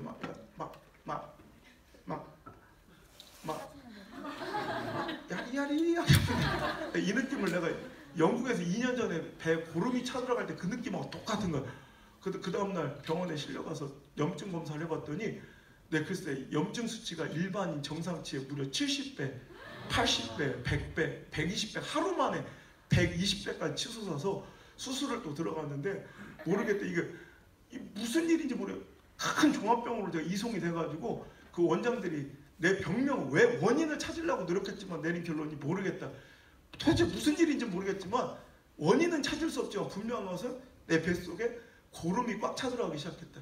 그래서 빨리 수술을 들어가야겠다고 수술을 할 자를 딱 잡았는데 수술을 할 자를 듣는 순간 소름이 확 돋는데, 글쎄 그 날짜가 내가 2년 전 수술 받은 똑같은 날 3월 20일. 그래서 목사님은 생일이 2개예요. 내 진짜 육적으로 태어난 날이 한 번 생일이고 7월 달에 또 3월 20일이 내 영적인 생일로 지킨다. 물론 선물을 2번 받고 싶어서 그런 것도 있지만 교인들은 그래서 하도 고민이 많아. 2번 다 챙겨야 됐고 그래서 3월 20일 영적 생일이라. 그래서 그때는 내가 수술실에 들어가면 여기서 하나님 내 생명을 걷어가신다는 두려움이 딱 드는 거야. 얼마나 두려운지. 그랬다가 막 쥐어 살려주세요 막 이렇게 기도도 못 하겠는 게 나는 전과가 있잖아. 옛날에 한번 했었잖아. 막 미안해서 못 하겠더라고. 여러분 기도도 간절히 할 수 있는 것도 간절히 막 뜨겁게 구할 수 있는 것도 축복이야. 여러분 기도의 기회 있을 때마다 열심히 간구하고 하나님 간절히 찾는 자를 만나 주신다고 그래. 여러분 간절히 기도하시길 바라요. 난 주여 이렇게 기도 못하고 기도를 이루겠다니까. 주여. 답답하시죠? 저도 답답합니다. 주님 이름은 어떨까요? 그저 속는셈 치시고 한 번만 더 살려주시면 이번에 내가 진짜 목사, 이번 진짜 내가 목사 되겠다고 믿져야 본전 아닙니까?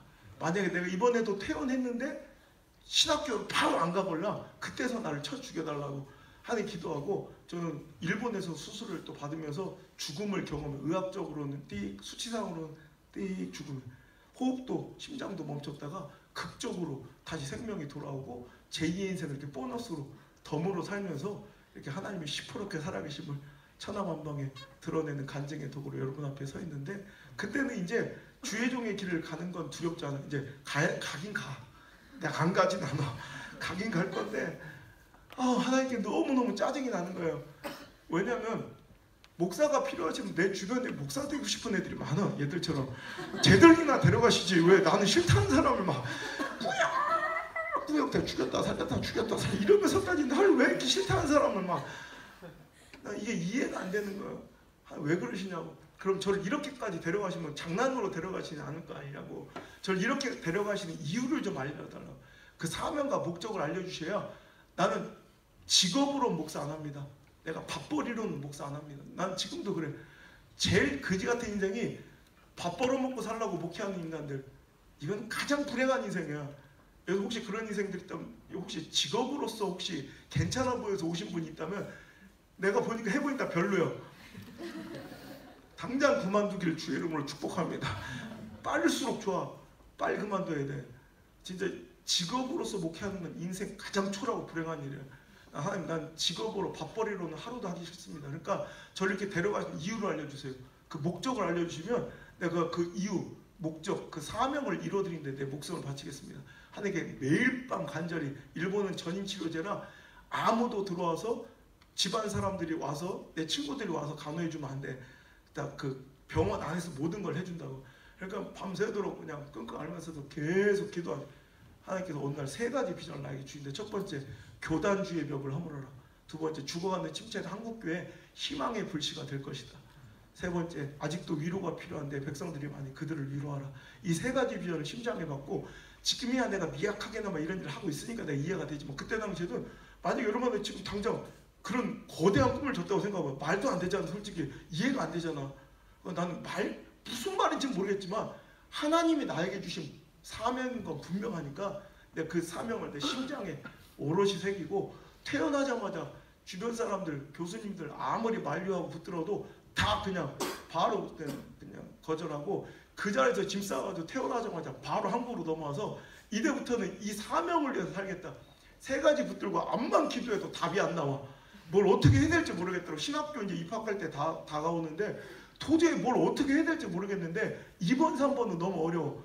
내가 뭔데 한국계 희망의 불씨가 되고 누구를 위로하고 막 이런 건 너무 어려운데 1번이 그나마 쉽더라고. 교단주의 벽을 허물어라. 내가 딴 교단 가면 되겠더라고. 우리 아버지가 무슨 교단? 아니 그래서 내가 술 먹고 나왔어. 목사님 요즘에 좀 핫하긴 핫한가 봐. 여기 장로교단에 뭐 이런 데서 몇천 명 되는 큰 대형교회에서 목사님 담임 목사로 와달라고 지금 청빙이 계속 들어. 지금도 요 근처에 있는 합동집회에도 지금 4년째 내가 집회 가는데 몇천 명 되는 교회인데 계속 내가 허락도 안 했는데 나를 후임자로 생각하고 기도하고 있는 교회도 있고, 지금 그런 게 내가 거절할 때마다 목사님들이 궁금한가 봐. 안 목사님 교단주의를 허물겠다고 감리교를 떠났으면 감리교만 떠나면 됐지. 우리 합동으로 오지 그래. 우리 통합으로 오지 그랬냐. 우리 성결교로 우리 백석 우리 고신축으로 얼마 전에 또 고신축에 110년 된 역사 있는 교회 한 2,000명 되는 교회에서 또 고신축에서 원래 순도가 안 부르거든. 처음에 내가 집회 갔더니 딱 장로들이 앉아가지고 목사님 우리 교회는 110년 역사에 2,000여 명이 모이는 엄청 큰 교회입니다. 딱 이래. 그래서 그러냐고. 그래서 내가 딱 설교 1시간 딱 했더니 똑같은 장로들이 다 이러고 물어볼 것 같아. 나한테 안수를 쳐가면서 목사님 그 교회가 지금 이제 담임 목사를 청빙하고 있거든. 목사님 우리같이 작은 교회는 목사님 같은 분을 못 모시겠죠 이러더라고. 1시간 만에 바뀌어서 그러면 내가 거절할 때마다 그 교회들에서 물어보는 거 궁금한가 봐. 목사님 그럼 왜 하필 순복음을 하냐 이거야. 감리교를 떠나면 다른 교단들 많은데 우리 교단으로 오지 왜 하필 순복음을 하냐고. 그리고 그때마다 내 여의도 순복음교회 가서도 똑같이 하는 말인데 내가 엊그제도 순복음 원담교회 거기 가서도 똑같이 했던 말인데 그때 당시 내가 가장 싫어했던 교단이 순복음이에요. 그러니까 내가 가장 싫어하는 교단으로 온 거예요. 그러니까 뭐냐면 화났냐? 이거 화낼 줄 몰라? 얘기를 좀 들어봐. 그때 당시에는 내가 이해가 안 되는 거야. 왜냐면 나는 되게 이성적이고 논리적인 걸 목사 어렸을 때부터 책을 중독에 가깝게 4살 때부터 그냥 책을 그냥 혼자 빠져가지고 목사님은 지금도 집회 다니면 주일날 2부 예배 365일 중에 목사님 특급 호텔에서 1년이면 365일 가운데 320일 이상 호텔에서만 살아. 그러니까 우리 수행하는 비서 목사님들이 이렇게 일주일 동안 내 짐을 챙길 때마다 매주 몇십 권씩 책을 갖고 다니면서 집 바깥에 나오지도 않는다고. 그다음에 딱 이렇게 다른 일정 없으면 딱 아침도 안 먹고 저녁도 안 먹고 딱 점심 한 12시부터 1시 반 딱 원칙. 그 외에는 뭐 어디 돌아다니지도 않고 호텔방에 뭐 다른 호실에 우리 수행비서 있어도 한 번도 말 한마디도 섞을 수가 뭐 그냥 맨날 책만 보고 어렸을 때부터 그랬어. 그냥 친구도 없고 그냥 책만 보는 것도 좋아하고. 그래서 요즘 박근혜 대통령 보면 요즘에 내가 마음이 짠해. 나랑 또 비슷해. 친구도 없고 맨날 방구석에 첫방 혼자 틀리고 오고. 근데 그래서 목사님은 어렸을 때부터 하도 책을 읽고 그래서 이성적이고 논리적인 이 사고가 머릿속에 꽉 박혔어요. 그래가지고 이 원색적인 성령운동을 펼치는 순복음이 나는 이해도 되지 않을 뿐더러 한 번도 경험해보지 못했던 세계거든. 그러니까 내가 볼 때는 비논리적이고 비합리적이고 비효율적이고 신비주의적 활동가들처럼 보였다. 나한테 되게 이상한 집단들처럼 보여져. 근데 지금은 이런 성령운동의 전파자가 돼서 지금 성령의 기름 부음 없이는 절대로 어떤 역사도 이 시대를 이겨나갈 수 없다는 걸 전 세계를 돌아다니며 퍼뜨리는 이런 자가 됐으니 참 하나님의 역사는 대단하신 거예요. 그죠? 이런 역사의 주인공이 돼 있는데 그때 당시에 내가 나와 다른 거잖아. 나와 다른 걸 틀렸다고 까내려보고 내가 모르는 건데 내가 모르는 부분인데 내가 모르는 걸 없다고 단정짓는 이 오만함을 하나님께 깨부수는데 목사님 인생에 크게 영향을 끼친 5분의 목사님 인생을 뒤바꾸는 그중 한 분은 우리 조기 목사님이고 또 한 분은 후안 카를로스 오르티즈 목사님이라는 분인데 너 몰라? 책 좀 읽어라. 제자입니까라는 책으로 유명한 아르헨티나 목사님인데 지금 미국에서 사역하신 분인데 그분의 목사님 설교를 잘 안 들어요. 기독교 방송도 잘 안 보고. 그런데 우연히 남의 설교도 잘 안 듣는 사람인데 이상하게 우연히 주선 테이프 하나가 설교 때 후안 카를로스 목사님 원본 설교인데 그분이 설교 중에 갑자기 탁 설교를 중단한 채 막 우시는 거예요. 회개를 하시는 거예요. 내가 오늘 이 회개를 하지 않으면 내 목회를 더 이상 이어갈 수 없습니다. 그러면 얘기하시는 게 뭐냐면 옛날에 순복음교단이 이단 소리 들을 때 자기 마을로 순복음교단 순복음 성도들이 들어오면 동네 사람들이 다 돌을 들고 나가서 마귀 새끼들이 들어왔다고 사단 새끼들이 들어왔다고 돌을 집어넣어서 피투성이를 만들어서 내보냈다는 거예요. 그때 자기 엄마 아빠도 순복음 교인들한테 돌을 던졌다는 거예요. 피투성이를 만든 거예요. 그때 자기도 어렸을 때 뭣도 모르고 엄마 아빠가 던지니까 자기도 돌을 던졌대. 근데 지금 그걸 생각하면 하나님 너무 죄스럽고 지금은 순복음교회 목사님들과 지역 현황과 시대의 현황을 함께 다음 세대 이제 논의하고 기도하면서 자꾸 찔리는 거예요. 그게. 그래서 그날 갑자기 성령의 감동으로 그날 그 회개를 하시는데 내가 거기서 하나님의 음성을 들으면 그것이 나는 눈에 보이는 돌을 던진 적은 없지만 내 마음의 편견과 오만한 정죄의 돌을 나와 다른 걸 틀렸다고 내가 모르는 걸 없다고 오만하게 판단하던 이 마음에 이 보이지 않는 돌을 던졌던 내 모습이 얼마나 하나님이 미워하시고 진노하시는 모습인지를 내가 깨닫게 됐는데 그날 내 모든 것이 무너져 내 뭐 지성 지금까지 공부했던 모든 학식 이런 모든 것이 무너져 내리고 그 자리에서 무릎을 꿇고 그 길바닥에서 엉엉 울면서 내가 일주일 동안 회개 금식을 들어가고 용서해 주시고 저를 순복음교단 보내주시면 일평생 회개하는 마음으로 살겠고 저처럼 순복음에 대한 편견 갖고 있는 사람들에게 내가 교단의 벽을 허물어주는 그런 편견의 벽을 박살내주는 그런 목회자로 저를 좀 사용해달라고 일주일 동안 금식을 하고 허락을 듣게 해서 목사님이 그냥 신학교 나는 한 번도 하루도 순복음교회를 안 다녀보고 순복음교회 목사가 된 특이한 전력을 갖고 있는 사람. 순복음교회를 한 번도 안 다녀봤어요. 난 그냥 순복음 가서 이렇게 예배 그 신앙만 하고 목사수만 거기서 딱 받으면 교단주의가 쫙 허물어지는 줄 알았더니 웬걸 엄청난 문화적 충격을 기다리고 있더만. 난 깜짝 아까 니들은 막 이렇게 하는 거 있잖아. 막 하고 나 이런 걸 본 적이 없거든.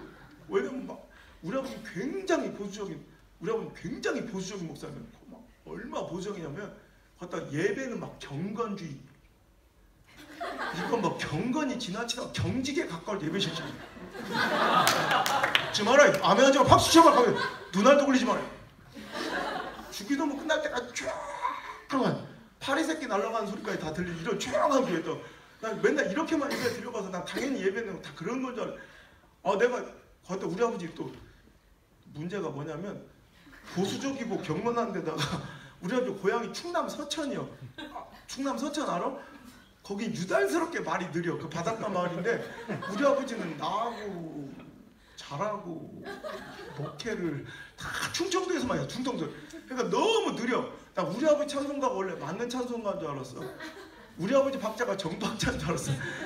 우리 아버지 한수 찬송가를 그렇게 맨날 불러대가지고 우리 원래 찬송가가 그런 건 줄 알았다. 그러니까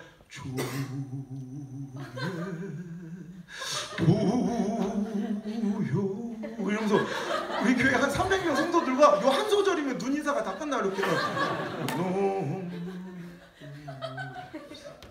옆에 왜 안 왔냐 이거 출석 체크도 다 끝나.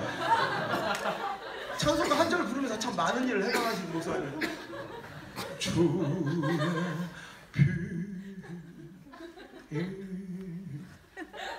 이 부분을 제일 좋아하는 거 한 15번은 꺾는 것 같아. 그러니까 우리 교인들도 이제 다 알아. 오줌 마른 것들이 이때 다 나가. 1층 내려가서 오줌 넣고 여유롭게 올라오면 그때서야 믿으오 이런다. 나 원래 찬송가 그런 건 줄 알았어. 원래가 그런 건 줄 알았어. 내가 난생 처음 예배를 순복음 예배를 난생 처음 드려본 게 바로 이 시간이야. 이거 신학교에서 채플 시간에 나 깜짝 놀래. 나 이런 광경을 본 적이 없거든. 내가 채플 시간에 신학교가 처음으로 채플 시간을 열었는데 갑자기 뜨거운 열기가 막 확 불어. 난 깜짝 나 이런 광경을 본 적이. 거기다 막 박수를 치. 여기는 그래도 좀 이들은 아직 좀 덜 갔는데 거기 내 동기들은 어찌래 막 박수를 치는데 어디를 보고 있는지 막 앞에를 봐야지 막 어디 누가 뭐가 있는지 눈아리를 막 저쪽 보고 있어. 막 무서워가지고. 그러다 내가 외국 나갔다 들어서 그런지 찬송을 부른데 내가 뭐 아는 찬송가를 안 부르고 맨 모르는 찬송가만 자꾸 불러. 나 이게 신곡인 줄 알았어. 새로 나온 찬송가인 줄 알았어. 내가 외국 나갔다 들어왔더니 진짜 신곡이 많이 생겼는데 오늘 가사를 보니까 가끔 가사를 들어도 보니까 내가 아는 찬송가예요. 주의 보혈 12. 나 이게 같은 찬송인지 몰랐어요. 어떻게 내가 아는 주의 보혈은 이런 보혈이 아니었거든. 어떻게 찬송가를 이렇게 경망스럽게 빨리 부르는지 막 나 깜짝 놀랐어. 나 이런 찬송 처음 들어본 거야. 어느 날 내가 나도 우리 아버지 따라 4살 때부터 충성도만 살아가지고 한 번도 내가 뭐 나도 우리 아버지처럼 나 이렇게 이 빠른 찬양을 따라 부를 자신이 없는데 오늘 승부욕이 발동. 난 또 승부욕이 강하거든. 내가 언제까지 이 찬송을 구경만 하고 있겠습니까? 내가 오늘은 순교할 각오로 무슨 일이 있어도 이 찬송을 완창하여 바치겠나. 나 진짜 승부욕으로 끝까지 따라 부르다가 그날 죽을 뻔해서 니들 앞에 못 설 뻔해서 마지막 한 소절 남겨놓고 거의 내가 거의 눈아리가 눈동자가 흰자위밖에 안 보이고 내가 내 입으로 부르는데 내가 뭔 소리인지 몰라. 입신하기 직전 단계 있잖아. 찬송을 끝내고 내 자신이 얼마나 기특하고 자랑스러운지 난 대학교 붙었을 때보다 난 영국에 유학 갔을 때보다 이때가 더 자랑스러워. 호성아 장하다 잘했어. 너도 이제 드디어 진정한 순복음교인 되었다. 하나님 보셨나이까? 꼴깍 떨고 있는데 잊을 수 없는 충격적인 말이 한마디 들어요. 그때 찬양을 막 인도하던 그 앞에 있었던 전도사님이 갑자기 이제 학우들한테 갑자기 뭐라 하는지, 자 여러분 이번엔 좀 빠르게 불러봅시다. 예? 여기서 뭘 어떻게 더 빨리 불러? 알고 내가 죽을 뻔했던 그 빠르기가 그 박자 우리 순복음교단 그게 바로 보통 빠르기였던 거예요. 난 서울에서 태어났고 4살 때부터 우리 아버지 무경지가 충청도에서만 있어가지고 4살 때부터 쭉 충청도에서만 살았는데 어떻게 살아보지도 가보지도 알지 못하는 저 울산의 그 시골 마을에 우리 교회는 바닷가의 시골 마을이거든. 거기서 목회하고 있는데 내가 요 한마디만 해주면 이제 끝날게. 우리 교수님이 한 분이 들어오셔서 이렇게 여러분 한마디만 심장에 꽂히면 돼. 그냥 여러분 성령님이 역사하실 때는 막 크게 막 하늘이 열리고 빛이 나한테 막 쏟아지더니 막 천지를 진동하는 음성이 있으면 그 누가 못 따라가냐. 사명은 그런 식으로 오지 않아. 그냥 정말 흔해 빠진 한 번의 채플 똑같이 반복되는 채플 시간 중에 혹은 그냥 어떤 교수님이 툭 던진 다른 사람한테는 의미 없어 보이는데 내 귓근육에 막 그냥 때려 박히는 막 내 심장에 팍 꽂히는 말씀 그거 하나 붙들면 되는 거예요. 오늘도 이 시간에 그런 말씀들이 하나 있기를 주님 축복합니다. 정말 소망합니다. 왜 아니면 또 거지 새끼들 마냥 하이네 새끼들 마냥 살 수밖에 없으니까 난 그게 너무 안타까워. 내가 목사님이 목회자를 상대로 1년에 거의 6,000명에서 8,000명을 내가 강의를 해. 목사님들만 상대로 보면 너무 가슴이 저리고 메어지는 사람들이 너무 많아. 저분도 왜 목회를 했지? 저분도 왜 내가 여기 중에는 그런 안타까운 인생이 없기를 간절히 소망합니다. 그럼 반드시 하나님 주신 말씀 그 사명 붙들고 살아가야 돼. 근데 그때 강의 중에 교수님이 한 분이 툭 던진 말 한마디가 우리 교단 60년 전부터 초락에 손가락 2단 소리 들으면 살았지만 이제는 명실하고 이렇게 한국교계 메이저 교단으로 커가지고 각 지역마다 가장 큰 대형교회로 랜드마크처럼 세워져 있으니 이제 어디 가나 자랑스럽게 당당하게 목회해도 된다 이렇게 이제 신학생들한테 자긍심을 이렇게 고치시키는 말씀을 하시다가 툭 던진 말 한마디가 그런데 말이야 다른 데는 다 잘 됐는데 어떻게 울산은 이렇게 안 되나 몰라. 이 한마디. 울산은 어찌 이렇게 안 되나 몰라. 울산은 조용기 목사님의 고향이 있기도 하는 곳인데 어째 여의도 순복음교회에서 조용기 목사님이 딱 전폭적으로 지원하고 밀어서 다른 데는 다 몇천 명, 몇만 명 교회들이 다 세워졌는데 유일하게 안 되는 땅, 실패한 땅이 울산이라는 거야. 그러면서 하신 말씀, 울산은 순복음의 무덤이야. 이 한마디가 내 심장을 터질 듯 뛰게 하는 거야. 여러분도 공부하는 내내 하나님의 부르심의 사명 소리를 반드시 들으시길 주님 축복합니다. 그래 그렇다면 울산광역시는 120만의 거대 도시인데도 불구하고 순복음교회가 지금 20개도 없어서 울산의 지방회가 한 번도 아직 안 세워졌어요.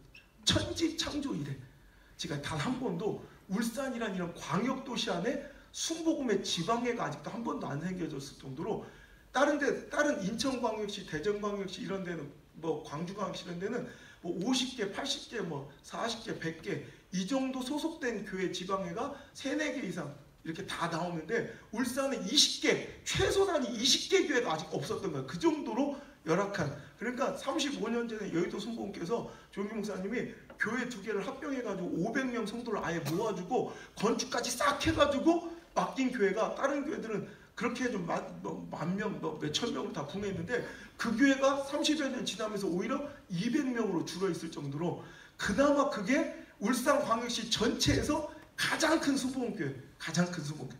우리 교회가 나오기 전까지 그 정도로 울산은 순복음의 무덤이라는. 이상하게 바로 밑에 부산만 해도 대형교회가 나왔고 바로 위에 대구만 해도 대형교회가 나왔는데 이상하게 울산만 안 된다는. 울산은 순복음의 무덤이야. 그 소리 하나에 내가 심장이 뛰기 시작해서 그래 이거다.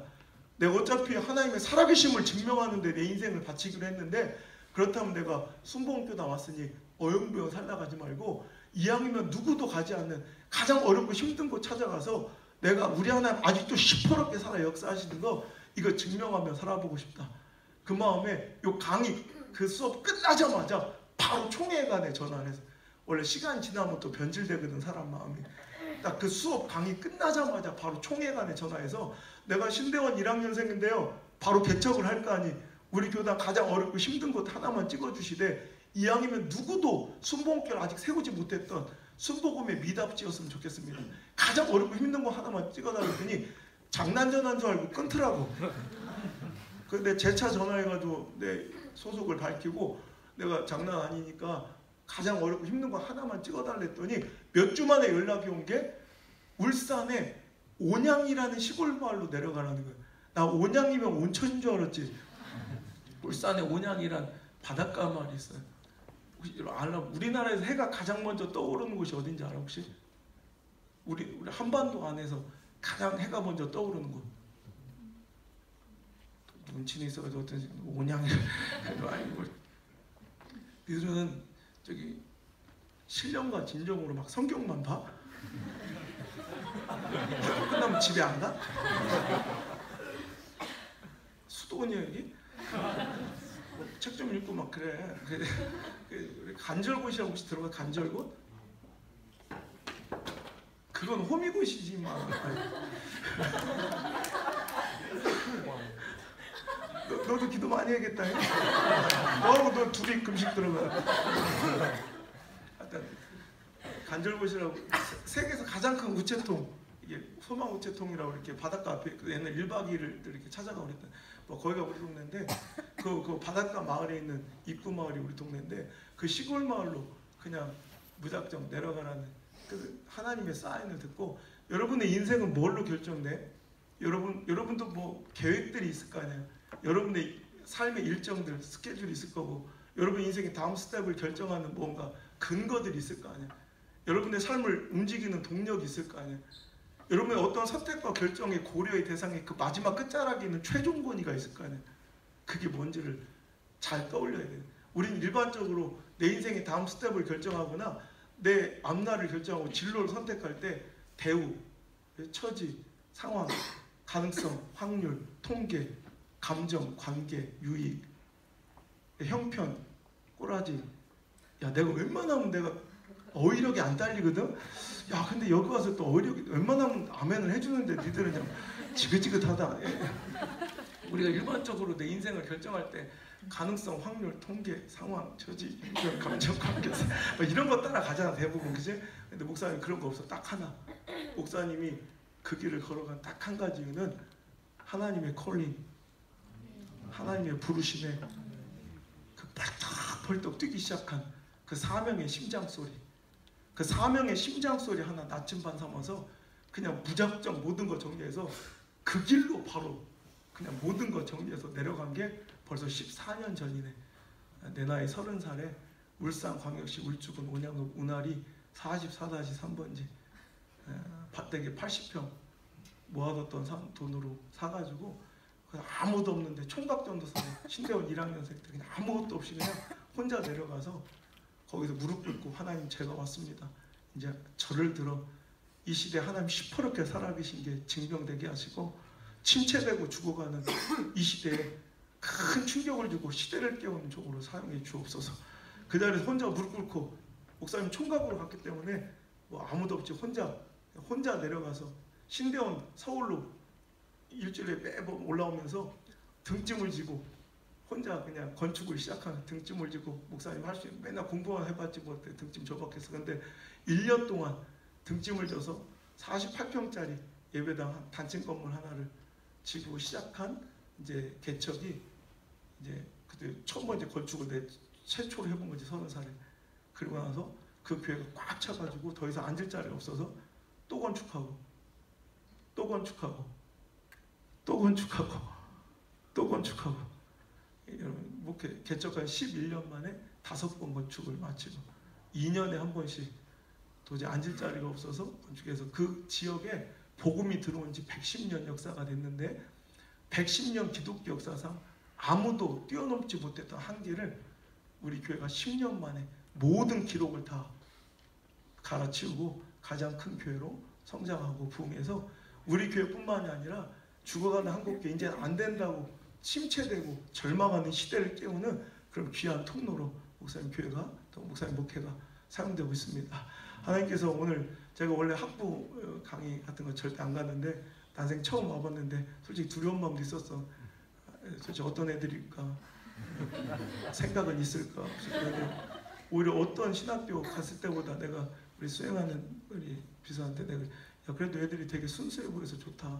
요즘 가보면 이게 신학교인지 일반 학교인지도 알 수 없을 정도. 내가 얼마 전에 방송국에서 하도 요청을 해가지고 한번 특강 좀 해달라고 갔다가 나 너무너무 가슴을 치며 통탄하고 이게 무슨 기독교 학교냐.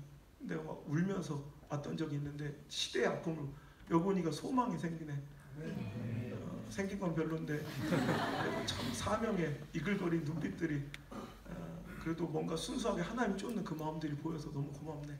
여러분 이 마음 절대 잊지 말고 살아갔으면 좋겠어요. 여러분 지금은 내 눈아리에서 막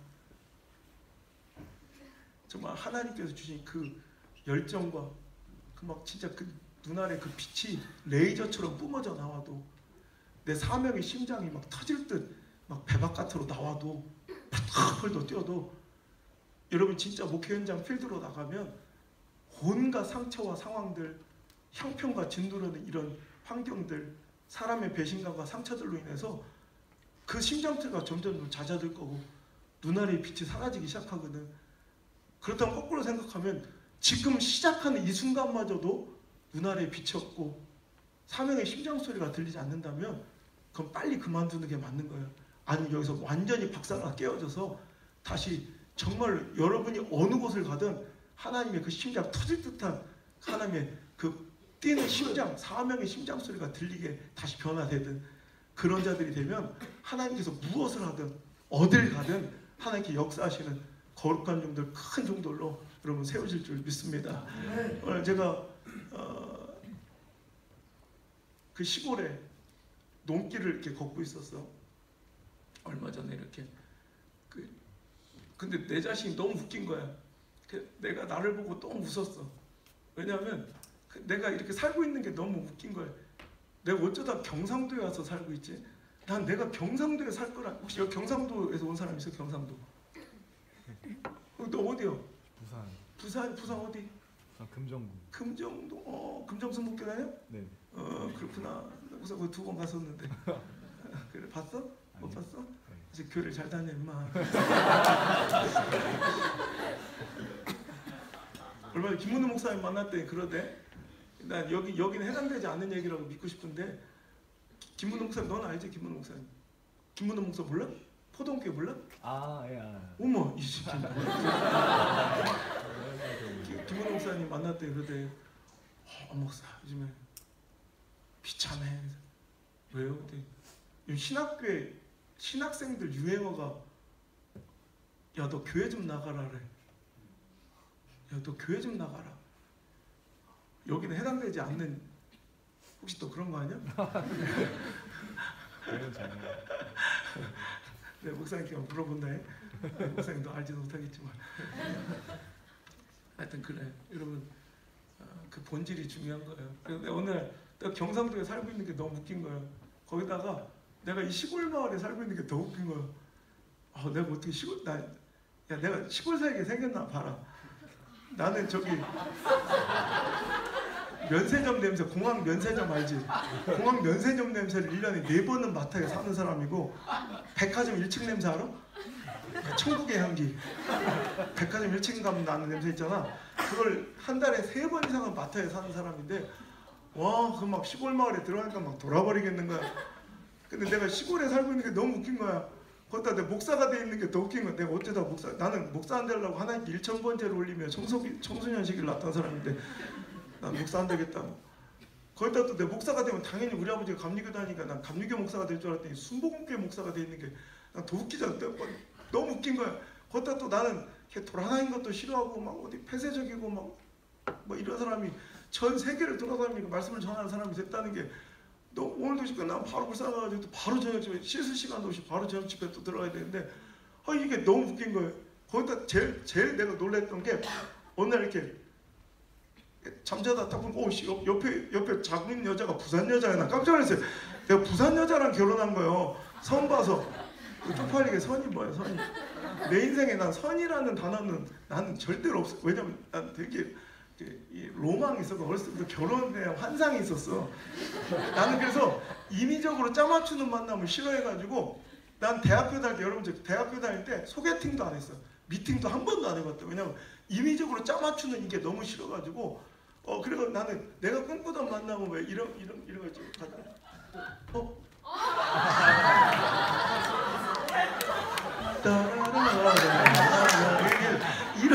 이런 꿈 같은 만남을 내가 쪽팔리게 선이 뭐예요 선이. 내 인생의 첫 번째 선이자 마지막 선이 그 여자예요. 내가 목회하고서 성도들이 막 늘어나는데 목사 안수 받으려고 하는데 결혼을 안 한 목사 안수를 안 준대. 그래가지고 목사 되고 싶은 욕망에 사로잡혀서 선이란을 본 게 그 부산 여자를 딱 봐가지고 딱 선 보고 5분 딱 보고 나왔거든. 그리고 한 달 반 만에 결혼을 딱 한 거야. 한 달 만에 딱 결혼식장에 딱 쓴 게 그날 결혼식장에서 본 게 5번째요. 4번째인가? 그 지금도 약간 헷갈려. 집에서는 잘 찾는데 이렇게 섞어놓으면 잘 못 찾아 내가. 본 적이 없어가지고. 하여튼 그렇게 살았는데 내 생각대로 된 게 하나도 없는 거야. 너무 웃겨. 걷다가 내 집인데도 내가 어색한 거 낯선 거 아직도. 난 주일날 이브 예배만 드리고 전국 돌다가 우리 집에 일주일만 이렇게 들어가잖아. 그러면 우리 집에 부산 여자 한 명과 울산 애들 3명이 모여 앉아가지고 아니다 어쩌 막 이러면서 나는 너무 웃겨. 부산 여자 한 명과 울산 애들 3명이 모여 앉았어. 이러고 있으니까 내가 우리 막내딸 안나한테 우리 10살짜리 우리 꼬맹이한테 안나 일로 와봐. 천사 일로 와봐. 왜? 안나야 천사야 아빠 있을 때만큼이라도 사투리 좀 안 쓰면 안 돼요? 아빠만 소외감 느끼고 외톨이 같잖아. 그랬더니 우리 막내딸이 뭐라 하냐? 아빠 우리가 언제 사투리 쓰는데? 그게 바로 사투리였냐나. 그랬더니 그래? 이거 서울말 아니야? 이래. 얼마 전에 목사님 저희 홍대에서 집회가 있어가지고 애들 학교를 안 보내고 이제 홍대를 데려왔어. 그래가지고 같이 아침에 쇼핑하고 같이 밥 먹고 호텔에 들어가서 샤워하고 이제 저녁 집회 들어가려고 호텔에 딱 저녁에 들어왔더니 우리 막내딸이 심각한 모습으로 나한테 아빠 진짜네? 서울말은 우리랑 영판 다르네. 어찌 내 생각대로 된 게 하나도 없더라고. 내가 경상도의 시골 마을에 목사가 돼서 이렇게 부산 여자, 울산 애들과 함께 살고 있는 내 모습이 그 시골길을 걷다가 너무 웃겨가지고 막 웃음이 나다가 어찌 이렇게 내 생각대로 그날 내가 이런 생각 만약에 내 뜻대로 내 생각대로 내 예상대로 계획대로 다 됐으면 내가 지금 어떻게 살고 있었을까를 생각해 본 거야. 그랬더니 그럼 서울대 나와서 지금 삼성에 한 부장쯤 돼 있겠더라고. 그럼 난 속고 살았겠지. 주변 사람들한테도 그게 인생의 축복이고 성공이라고 대단한 축복이라고. 근데 지금 내가 누리고 있는 기쁨과 행복과 하나님 주신 존귀함에 비하면 그까지 그 삼성 부장쯤은 목사 내 인생의 비교 대상도 안 될 정도로 허접한 거예요. 그래서 내 생각대로 되지 않는 그 모든 것이 얼마나 감사한지 얼마나 행복한지. 그래서 그날 막 갑자기 메모지에다 논길을 걷다 쓴 책이 얼마 전에 나온 이거 생각대로 되지 않는 건 참 멋진 일이다. 목사님 책을 몇 권 썼는데 그중에 마지막에 얼마 전에 쓴 책 이 제목이 그래서 오늘 제목이 그 얘들도 생각대로 되지 않는 너 하나 가져. 있어. 그럼 옆에 줘. 옆에 줘. 쟤는 주지 마. 쟤는 기도가 필요하네. 책이 필요하네. 너도 있지? 너 샀지? 그래. 쟤는 사봐야 돼. 여러분 내 생각이 많이 깨져야 돼. 내 계획이 많이 깨져야 돼. 자꾸 자기를 부인한 만큼이 영적 자살. 그러니까 목회자가 변질됐다고 그러잖아. 실은 변질된 게 아니야. 죽었던 자아가 스물스물 살아난 거지. 그 변질이 아니라 그 나를 죽인 기간이 얼마나 오래됐는가. 이 기간만큼이 목회의 건강함이라고 불러고 목회의 건강. 목회의 건강함. 갑자기 변질이 시작된 것은 변질이 아니라 실은 내 진짜 모습이 나오는 거야. 여러분 영적 자살 잘 하셔가지고 여러분 자아를 죽이고 하나님 뜻대로 한 이끄신 대로 한번 멋지게 이 짧은 인생 여러분 뭐 한다고 그지같이 구지구지하게 하얀 새끼처럼 처먹고 살라고 이렇게 살지 말고 당당하고 멋지게 한번 하나님을 마음껏 해보다가 멋지게 천국에서 만납시다. 이게 멋진 인생이지. 여러분 아무것도 아니야 이 인생. 내 시간이 많이 됐네. 하나만 더. 이거 짧은 인생, 이거 대단해 보이지? 누가 좀 스펙 있고 좀 잘나고 이게 점도 안 돼. 점도. 하늘에서 보시면 점도 안 되는 인생이야. 여러분 영원한 생명을 일직선으로 이렇게 표시해 보시죠. 이게 영원한 생명, 천국의 삶.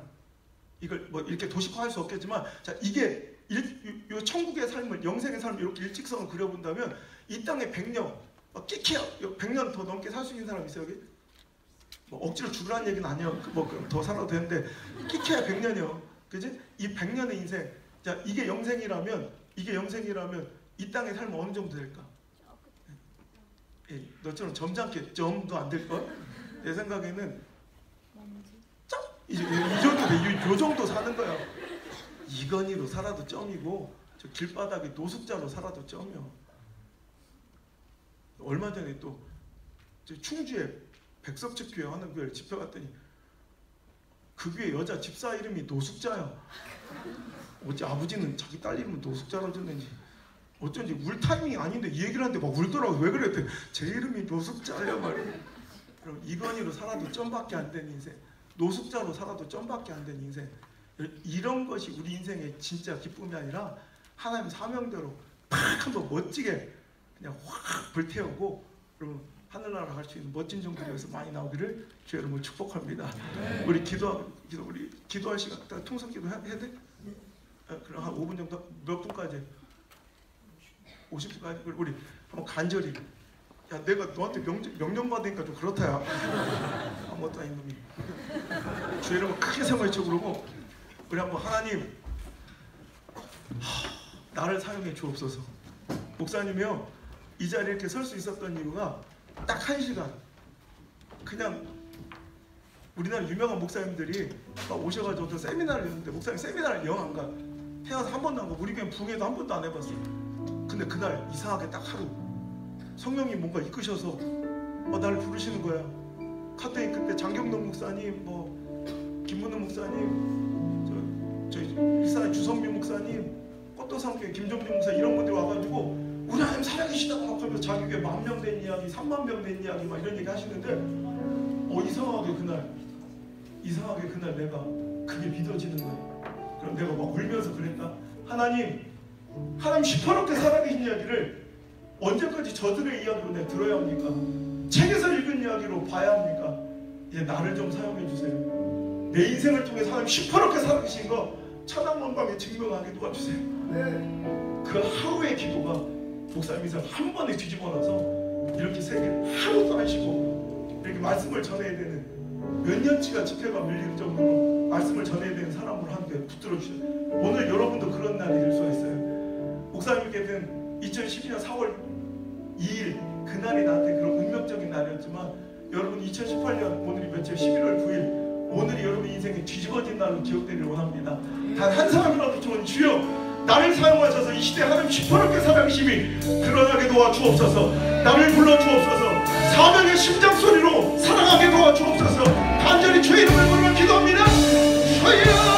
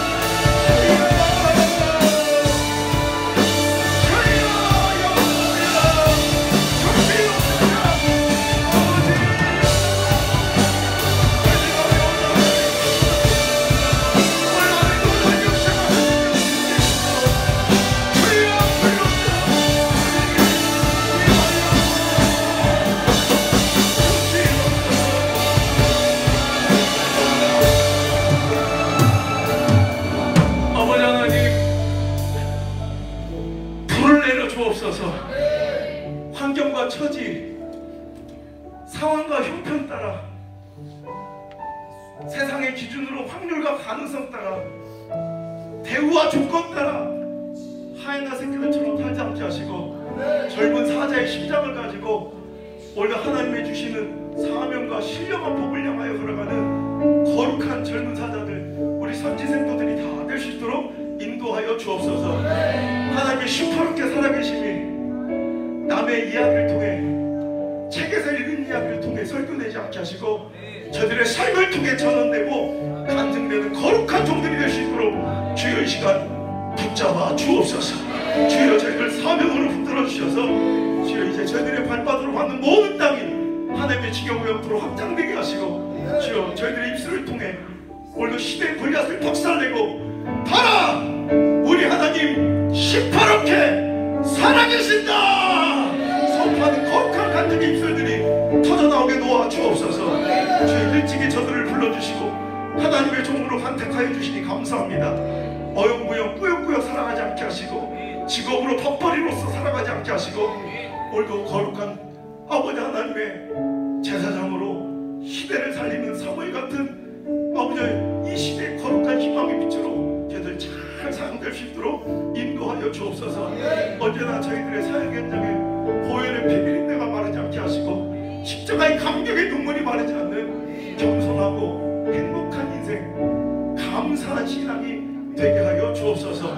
저들의 삶 가운데 모세와 여호수아와 함께 하셨던 하나님 그 은혜가 저들의 삶을 떠나지 아니하고 함께하여 주셔서 아버지는 어디로 가든지 형통케 하시고 승리케 하시고, 하나님께서 함께 하심으로 얻어지는 다윗과 같은 점점점 강성하여지는 축복의 주인공이 되게 하여 주옵소서. 이제는 우리보다 먼저 그 거룩한 십자가의 길을 오르시고 우리를 향해 너희들도 나 따라오려거든 자기를 부인하고 네 십자가를 지고 나를 따라오니라. 오늘도 강권하고 계신 예수 그리스도의 크신 은혜와 나보다 나를 더 잘 아시고 나보다 나를 더 사랑하셔서 나에게 가장 선하고 옳은 길로 좋은 길로 인도하시는 내 하나님 아버지의 크고 놀라우신 사랑과 오늘도 나를 눈동자처럼 비기시며 함께 하시는 보혜사 성령님의 감화함도 교통하시고 역사하시는 능력의 손길이 이제 하나님의 사명의 부르심을 받고 그 뛰는 심장소리 인생의 나침반 삼아 담대하게 걸어간 우리 종들 머리 위에와 저들의 모든 인생과 사역 현장에 이제부터 떠나가지 마시고 1초도 떠나가지 마시고 1초도 떠나지 마시고 영원토록 함께 계시기를 간절히 또 간절히 축원하옵나이다. 아멘. 할렐루야. 우리 조신 하나님께 감사하는 말씀 감사합니다. 꼭 승리하시길 바랍니다. 감사합니다.